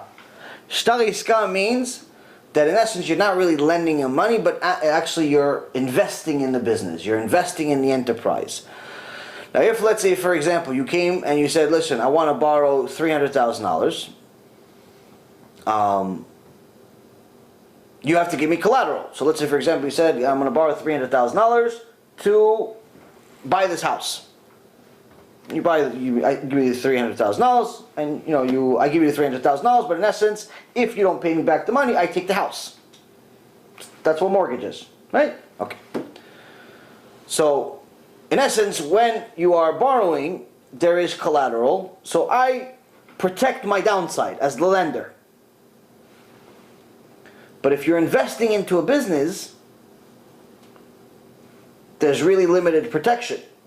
Because if you invest, let's say, into my business, also $300,000, but the business goes bust, the product that we made is unwelcomed in the market, the patent failed, something, it didn't work out, really all you have left is, some proceeds from, whatever assets you have. You have some printers, some computers, some desks, I don't know, a few cars, let's say, that the company owned. You have a few assets, the $300,000, well, you have $15,000 left. So in essence, you lost 90% of the money, over 90% of the money, 95% of the money. So you have a downside, a very, very big downside. So what some people do is they do something called a shtar iska, which is partial loan, partial investment, where part of the money they are lending you, and part of the money they're investing, which means the kosher way to do it is that the part of the money that they're lending you, if the business, you're going to invest it, let's say, into some business enterprise. You want to borrow $300,000 and you want to invest it into a new business of some kind. But let's say half the money, you have to pay them back regardless. Whether the business works out or not, it doesn't make a difference. You have to pay that money back because that's a loan. And it's a non-interest loan. They don't charge you interest. But the other part, the other 100, let's say if it's 50-50, the other $150,000, they could potentially lose that money. But the upside on $150,000 is not just 5% or 10%, it's usually a much higher percent, as if they are a partner in the business. So, but that part, they have a higher upside, but also a much higher downside. They could potentially lose the whole thing. So the kosher way of doing it is exactly like I just told you guys, where partial is a loan, partial is an investment, or the entire thing is an investment. So they have 100% loss potential. What some people do is a non-kosher shtar iska, where in essence they want to have 100% collateral, and they want to get the interest anyway. So in essence they're telling you, listen, I'm going to lend you, let's say, I don't know, $100,000, and you have to pay me back the $100,000 back no matter what, plus you have to give me 10-20% on my money. That is 100% sin on both ends. It's a sin for the lender, and it's a sin for the borrower too. You're not allowed to borrow money on interest from another Jew. Both are sinners. And what does the Torah say about those sinners? They're both guaranteed to lose the money. At some point or another, they're both guaranteed to lose the money, and the blessing they have in the money, at some point or another, Hashem will take all of that money. There'll be no blessing in the enterprise, there'll be no blessing in the money, they'll lose it. Maybe they won't lose it directly, they'll lose it indirectly. They'll make, let's say, $20,000 with this guy, or they'll make their money back with this guy, but they'll lose $500,000 somewhere else. And I actually have a story like this. A couple of years ago, I had a call from somebody, and he told me he had a bunch of loans and this and that, a whole bunch of balagan. His whole life went upside down. He borrowed a bunch of money from a bunch of different people. All of a sudden, he found out that the investment that he made was some type of big piece of real estate. The guy that he bought it from really wasn't the owner. So in essence, he cheated him out of, I don't know, like $1 million or $2 million. And he's like, how could this be? I did tshuva, I'm religious, I'm this and I'm that. And I'm thinking to myself, I don't have Ruach HaKodesh or anything. But I'm thinking to myself, how could something like this be? Like, you have to find out. Maybe there is an explanation for something like this. So I started asking more and more questions. Later on, I found out, I'm like, where did you get the money? It's like, oh, I borrowed it from 30 people. Okay. How did you borrow it? And he starts telling me the deals. I'm like, oh, not even one of these deals is allowed. All of them are sins. Which means that you deserve to lose the money, and they all deserve to lose the money. And it's actually the best thing that could have happened to you. Money went to drain. Wow. Now, it's not exactly a fun thing to hear, and I said it a little softer than that, but the point being is that it's still true. All of them are sinners. All of them. And everyone lost money. So, when someone is borrowing, they have to know that there's rules.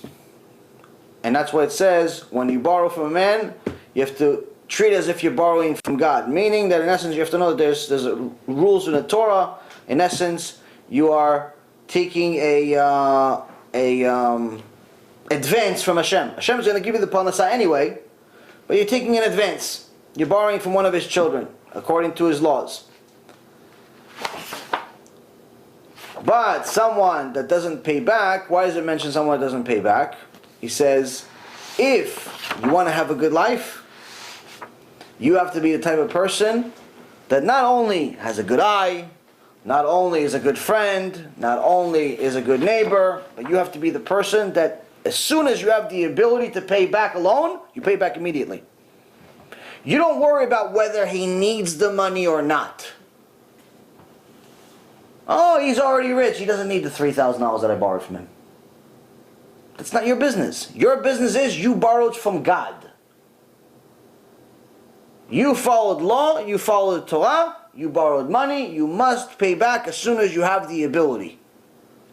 No, but he already has plenty. He doesn't care about the $3,000 or the $30,000 that I borrowed from him. It's irrelevant. It's irrelevant. Like some people say, yeah, well, you know what? At least he stole from the rich people. What do you mean? How does that make it any right? Like people, admire Robin Hood. They have a whole cartoon and shows, legendary story. The guy's a thief. Oh yeah, but he stole from the rich. And how does that make it any right? Like, how does it make it correct that he stole from rich people? He's still a thief. He's still a thief. Amen. So for some reason, we've been taught that taking advantage of rich people is okay. It's not. So first and foremost, when you borrow money, you have to realize you have to pay back as soon as you can. Don't delay. You're fulfilling a mitzvah, plus you are going to have a good life. Otherwise, he says, someone that doesn't pay. Amen. Someone who's consistently borrowing money without an intention of paying back, or borrowing money knowing that he can't pay back, he says you're guaranteed to have a bad path. You're guaranteed to have a bad life. Because you're constantly going to have to run away from people. You're constantly going to have to lie. What happens is they call your house, they call your business, somebody answers the phone, you don't want to talk to them because you're dodging them. So what happens? You tell people, no, tell them I'm not here. So now not only have you turned this loan into theft, because now you're not paying back, but on top of it, you're a liar too. Midvar sheker tirchak. And lies is one of the things that Hashem says, stay away from lies. Not only don't lie, stay away from a lie. So now you've turned theft into lies also. It's just the situation gets worse and worse. So before you borrow money, have in mind, okay, can I actually pay this back? Like, do I have the ability to pay this back?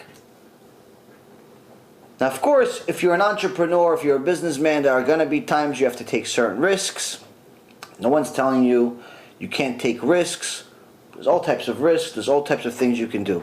But it always has to be calculated. Don't just take the risk because it's other people's money. Don't just be one of these people that takes advantage of the stupid American system, which is unlike any other system in the world, which allows people to take advantage of the government very easily. Pretty much what people do is they borrow money from every single credit card they can. They borrow money from every bank that recognizes their social security number. They get all of these things and they have no intention whatsoever of paying this back. They buy something, they try to do a few things. It eventually doesn't work out because they spend most of their money on shoes and and suits and dresses and cars. Eventually, all the money dies out. So what do? Chapter 11, Chapter 7, bankruptcy. Bankruptcy, restart. You build your credit over the next several years. Let's start again. But now bankruptcy by itself, if the government allows it, it doesn't necessarily make it illegal. It's fine. You can do it according even to Jewish law if you have no other option. But if you're doing it just because it's available to you, but in reality you don't need to declare bankruptcy, you're a thief. You're taking advantage of a system, you're a thief. You're 100% thief.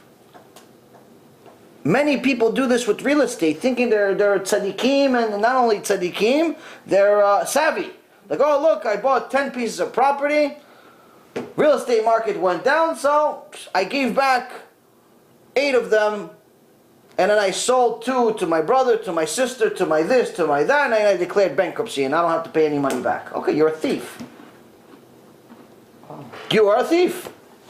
Why? Because if you had enough money to pay for those 2, you should have actually used the proceeds to pay for the rest as much as you can. You can't just declare bankruptcy because you feel like it. It costs them money.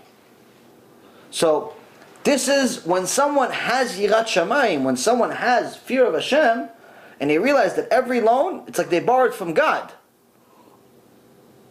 Then the loan changes. Then you're not worried about whether the loan says Bank of America, or TD Bank, or Steve Robertson. Doesn't make a difference where it's from. You know it's from Hashem. You have to comply with the law. Not the law just of the nation, of the land, but law of Shamayim. Rabbi Elazar Omer, Levra. Levra. Rabbi Elazar says, a wicked heart. What's the last bad trait that someone must stay away from? He says, stay away from having an evil heart. And Rabban Yochanan says, רואה אני את דברי אלעזר בן ערך מדבריכם, שבכלל דבריו דבריכם.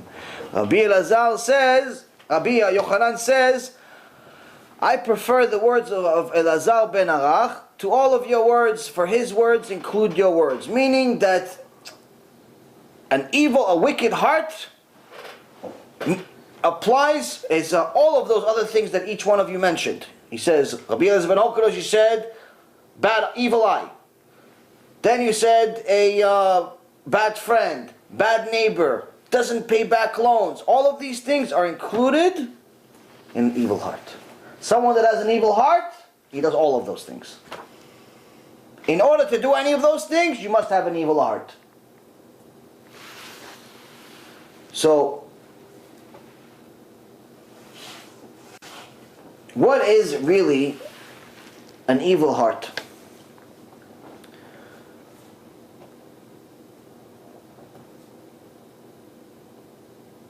The Gemara says Lev Ra is in essence the yetzer. One of the prophets said that at the end of times Hashem is going to replace our heart made of stone with a heart made of flesh. What does it mean, heart made of stone? Anybody check? Usually the heart's not made out of stone. Meaning a heart made of stone, meaning that we have a yetzer. We have a yetzer. We have an evil inclination, and Hashem is going to replace our evil inclination with a good inclination, meaning we're not going to have any enticement to sin anymore once the Mashiach comes. But until then, we have to deal with the yetzer. In Gemara Masechet Sukkah, page 52b, it says, if the menuval, which is another name for the yetzer, comes to you, drag him to the Bet Midrash. Because in the Masechet Brachot, in Gemara Masechet Brachot, it says that if the yetzer comes to you, you have an enticement to sin. Enticement to sin with a woman that's not yours, enticement to go against Hashem in one way or another. First thing you got to do is realize that Hashem created the yetzer, and the yetzer is stronger than you. He's bigger than you, he's smarter than you, he's more knowledgeable than you in every way, shape, or form. He's stronger than you in every shape, way, or form. You can't beat him. In reality, you can't beat him. So, what are we doing here? Oh, Hashem said, Barat Yetzara, Barat Torah Tavlin. I created the yetzer, but I also created a potion that can beat him. You can't beat him, but the potion can. What's the potion? Torah. Torah can beat him. That's the potion. So the Gemara in Masechet Sukkah says, you have an inclination to sin. Yetzer came to you, drag him to the kollel, drag him to the yeshiva, drag him to the Beit Knesset where you're going to be learning Torah, because that's the potion that's going to kill him. It's the only thing that can beat him. You by yourself, you can't beat him. You can't beat him. Don't even think, no, I can beat him. You can't beat him. It's impossible. He's smarter, he's stronger, he's bigger, he's faster, he's everything. Only thing that can beat him is the Torah. And not necessarily that the Torah by itself. If you just say with the book of Torah, no, it's not going to help you. It's just going to be a heavy book of Torah. Meaning that as a result of you studying, as a result of you obeying and complying the Torah that Hashem wrote, Hashem says, oh, you like my Torah? Okay, I'll go fight him for you. Torah by itself can't do anything. But Hashem can. He says, oh, you fulfilled my mitzvot?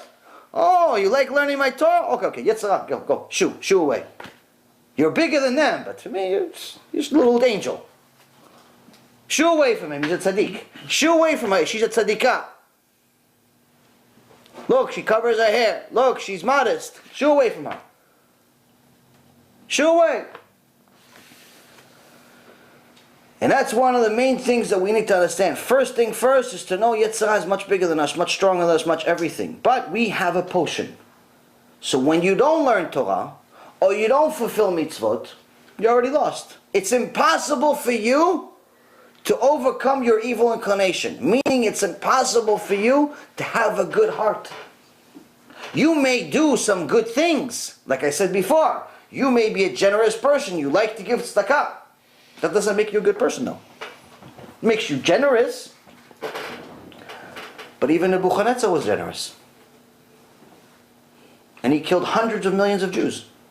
Not tens of millions, not single millions, hundreds of millions. Hundreds of millions, much, much, much bigger than the Holocaust.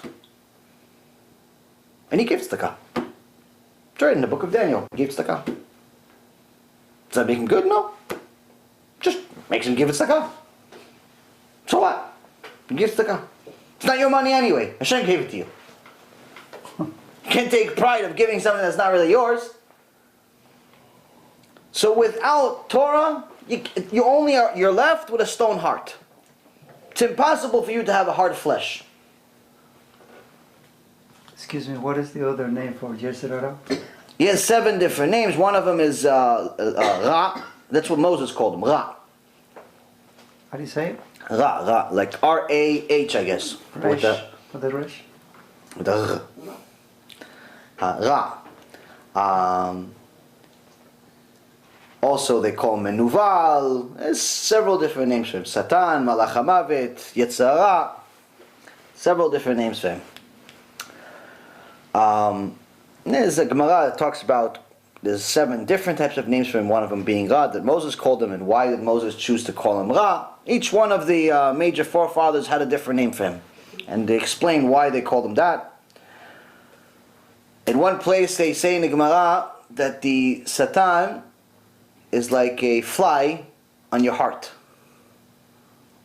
Fly in your heart. You're thinking to yourself, fly in your heart. Why is a fly in your heart? If you ever notice, flies, they never go away. Until you kill them, they never go away. You shoo them 500 times, it still goes back. Yeah. You just made yourself a nice dinner, your wife slaved over the dinner, everything, fly on top of the steak. Yeah. 5 minutes ago he was on top of the dog poop outside. Yeah, Now he's on top of your steak. Yeah, he was. It's a reality. Yeah. You shoo him, goes back to the steak. How annoying is this fly? He just keeps going back, and until you kill him, he's there. He's not leaving. It's the most annoying thing in the world. He says it's the same thing. Gemara says same thing with a fly.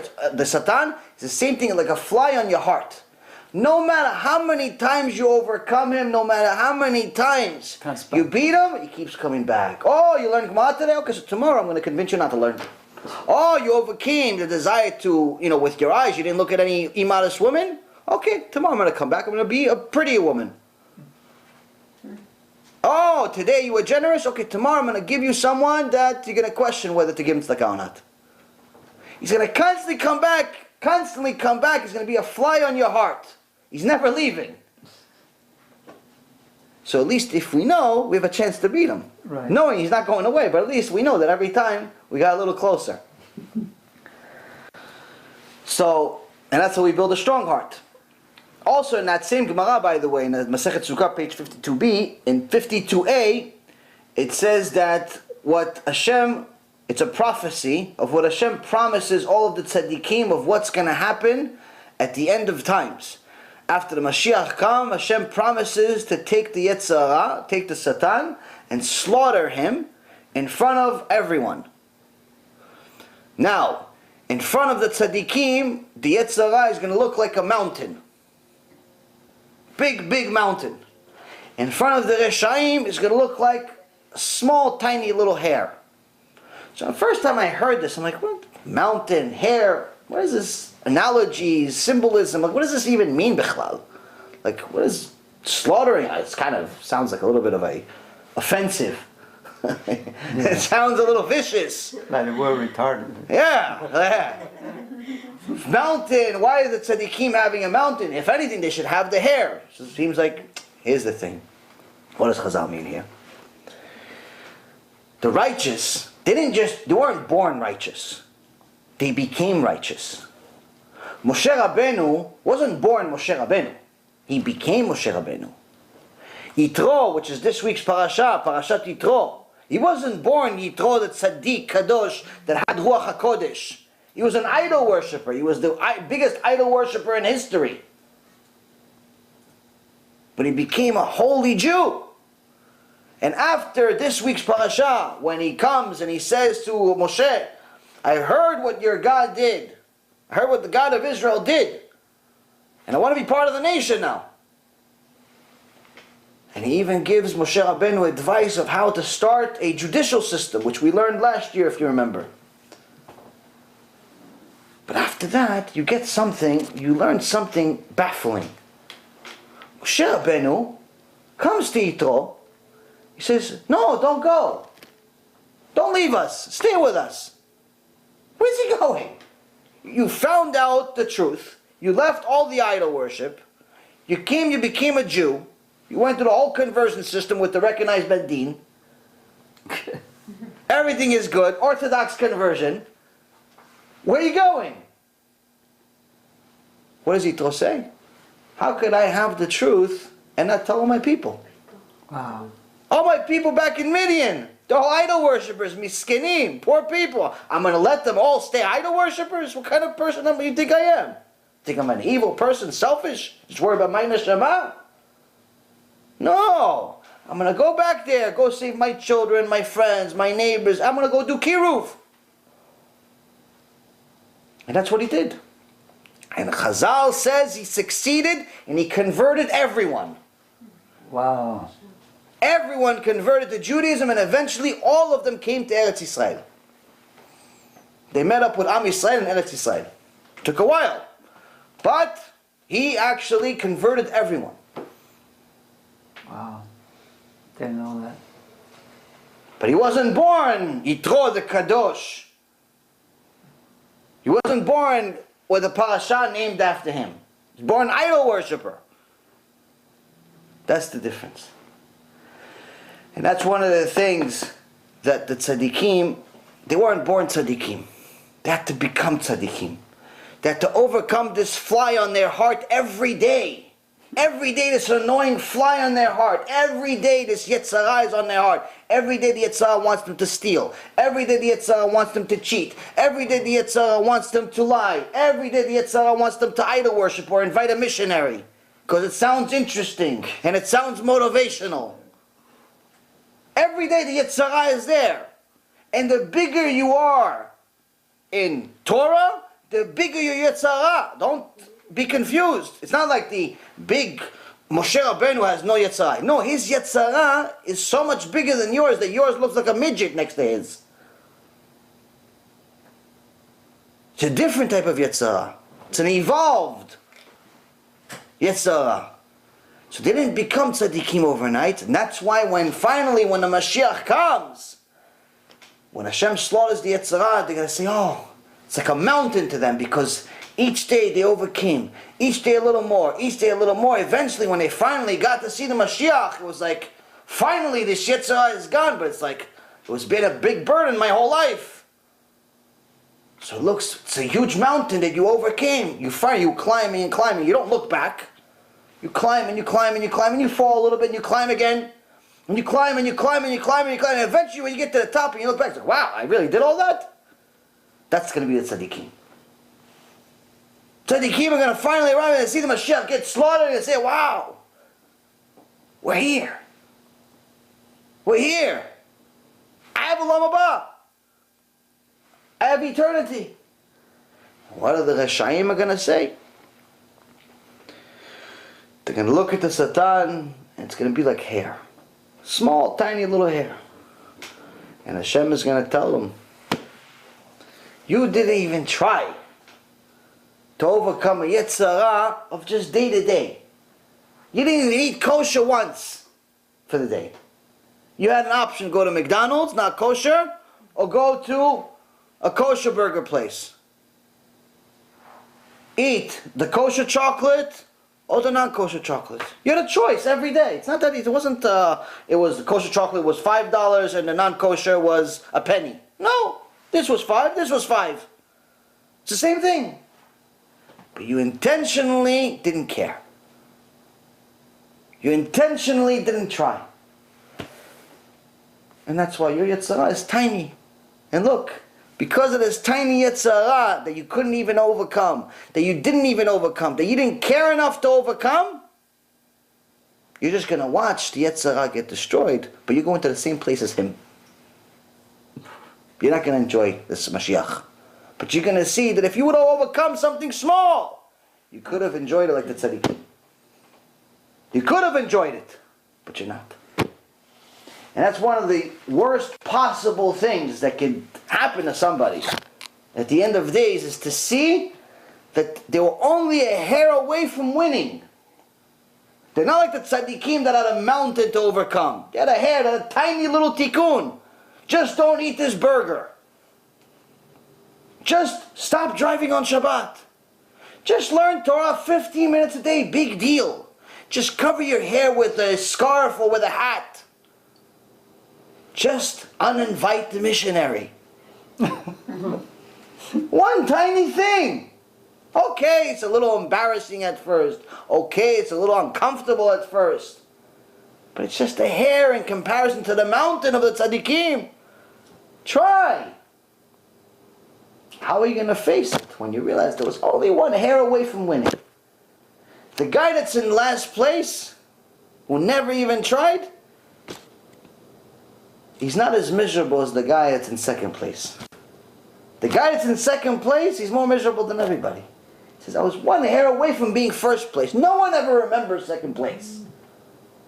I don't know, a month ago, I don't know, however long it was, they had a Super Bowl. Yeah. Everybody watched Super Bowl, and Baruch Hashem we didn't, but the people are competing, fighting, this, that. Now, of course, I asked people who won the Super Bowl, I'm sure everybody would know. But if I asked you who was second place 5 years ago, no one would remember, because no one cares about second place. But if I asked you who was the last place team a few years ago, most people say, oh yeah, it was Detroit, or whatever team it was at that time was the last place. Usually people say, oh yeah, it's some team, who cares? They used to be a bad team, now they're a good team. Now the bad team, the one that was last place, they were last place, they don't really care that much. Who's the most miserable? Second place. Second place, yeah. The one that made it to the Super Bowl but didn't win. Missed it for a hair. The one that came to this world with everything. You came as a Jew.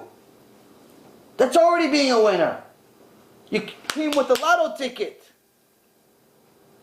You came with a lotto ticket. But you didn't scratch it. So it expired.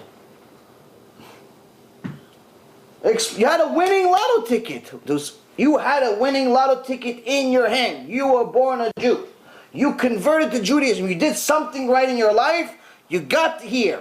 You got the lotto ticket. Your ticket is definitely the winner. It's not maybe the winner. It's definitely the winner. 7.5 billion people, only 15 million or so are Jews. Out of the 15 or so million, 3 million are religious. You happen to be one of them, you're guaranteed to be a winner. You have the winning lotto ticket. But you decide to lend somebody money with interest. And he was a Jew. Oof. But you decided to be a rabbi, a kehillah, but you brought a missionary that was a motivational speaker. Oof. And a few people from the kehillah converted to Christianity because of you. Or their kids did. That's heavy. You were a rabbi. You were dayan. Talmid Chacham. You wrote articles. You wrote books. You had this. You had everything. But one Jew lost his olam haba because of you.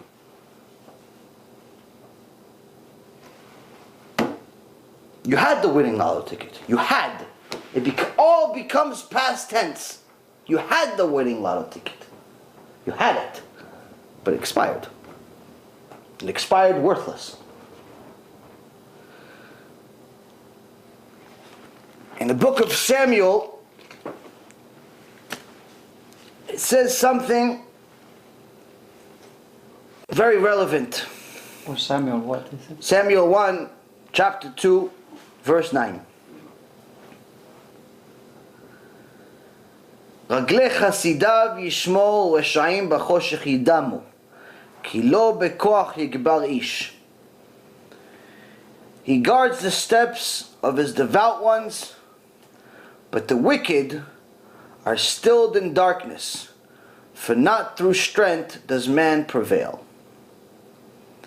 In so many words, Hashem says He'll give siyata dishmaya, He'll give assistance from heaven for people that are devoted to Him.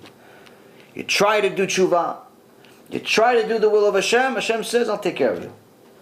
But I need to see you try. You can't just say, no, I put a kippah on, that's okay. No, that's not enough.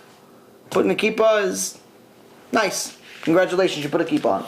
But there's a lot more than just a kippah. Oh no, I put a tzitzit. Okay, there's a lot more than putting tzitzit. Oh, I grew a beard. Okay, that's free. Osama bin Laden also had a beard. It's always the same joke, but it's always funny. Because it's real. But the thing is though, and it's one of the 5.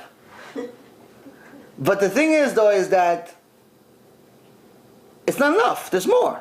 There's more. But if you're really devoted to Hashem, Hashem says, I'll help you. No problem. But just like I help you, the Reshaim b'choshech yidamu. The Reshaim will go the exact opposite end. The Reshaim, they'll go to the bottom. I'm going to take them down.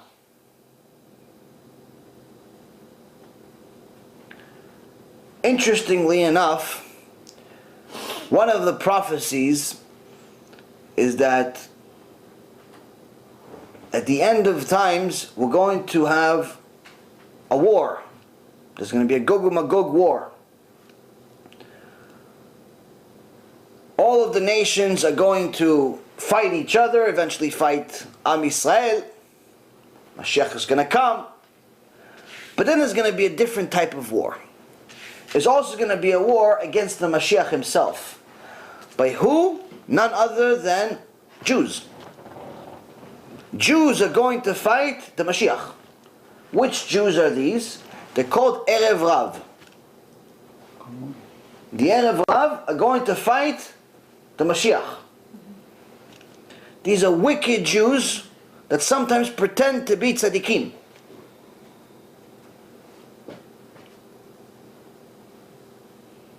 Now here in this verse, we have a little bit of an interesting hint. That sometimes the wicked are not who we think they are. Sometimes, of course, listen, someone that goes against Hashem on a regular basis is not exactly friendly with Hashem. But sometimes we're surprised at who the wicked are. When it says U'reshaim b'choshech yidamu, that the wicked ones, Hashem is going to put them into darkness, He's going to punish them. The Rashi Tevot, the first letter of each one of these three words, is Resh in Reshaim, Bet in Bechoshech, and Yud in Idamu. Spelling Rabbi. And this is one of the things that makes this generation as confusing as can possibly be. When sometimes you have people that in essence are supposed to be the leaders, superheroes, the Moses, he's the biggest Rasha of all. So this is very important for each of us to know that he also has a yetzer. But we're still responsible to make decisions. You can't just say, oh no, he has yetzer, so he made a bad decision. Okay, he has yetzer, I made a bad decision. That doesn't necessarily mean that I have to live with this bad decision. I still have the responsibility of having a good eye. So I gave him kaf zchut. Okay, but he keeps making bad decisions. Okay, I have a responsibility of being a good friend. Okay, so I have to tell him, I have to rebuke him. Hey, listen, you made a bad decision last week and you're making a bad decision this week. I have the responsibility of being a good neighbor. So I have a responsibility of seeing the nolad, the outcome. Seeing that if we continue making these bad decisions, eventually there's consequences. Yeah, there's always consequences. So everything we do and say.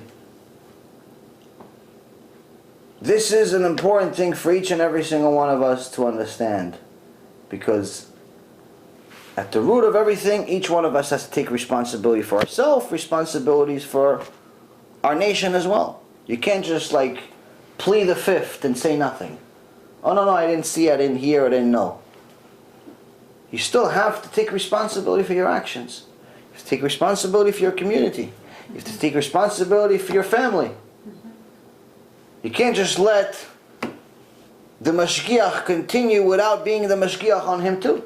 The mashgiach also needs to have a mashgiach. Everyone has to have a boss of some kind.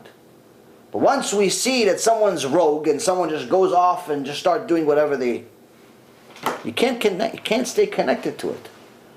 You cannot stay connected to it. So Rabban Yochanan is saying the root of a good life is having a good heart. You want to develop every good quality. Every good quality has to start with a good heart. Meaning, you have to love Hashem, you have to love His Torah, you have to want to have a purpose. But the same token, the root of every single bad character trait, the root of every single problematic life is an evil heart. When you have an evil heart, you're going to be jealous, in a very, very bad way. You're going to be envious in a horrendous way. You're going to never rebuke anyone because you are just don't care enough about them.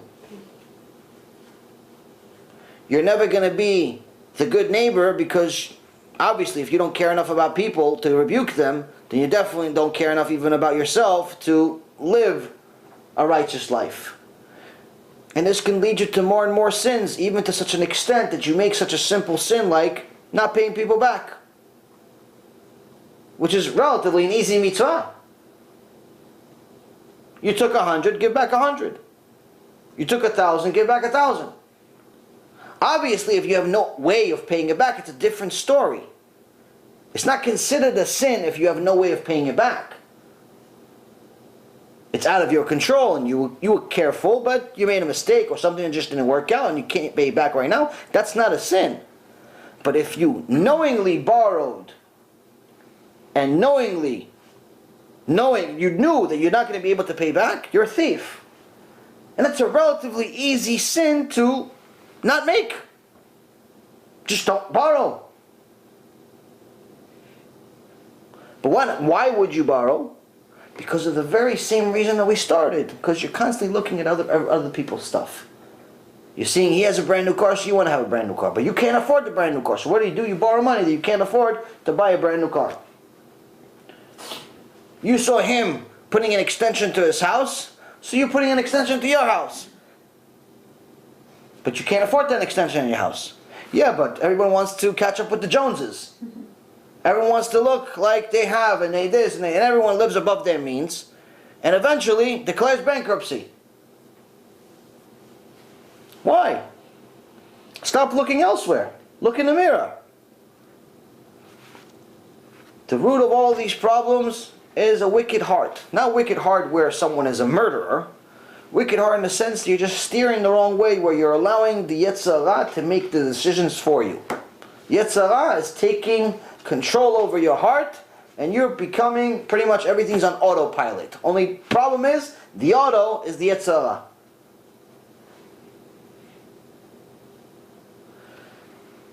Rabbi Yochanan says, you want to have a good life? It all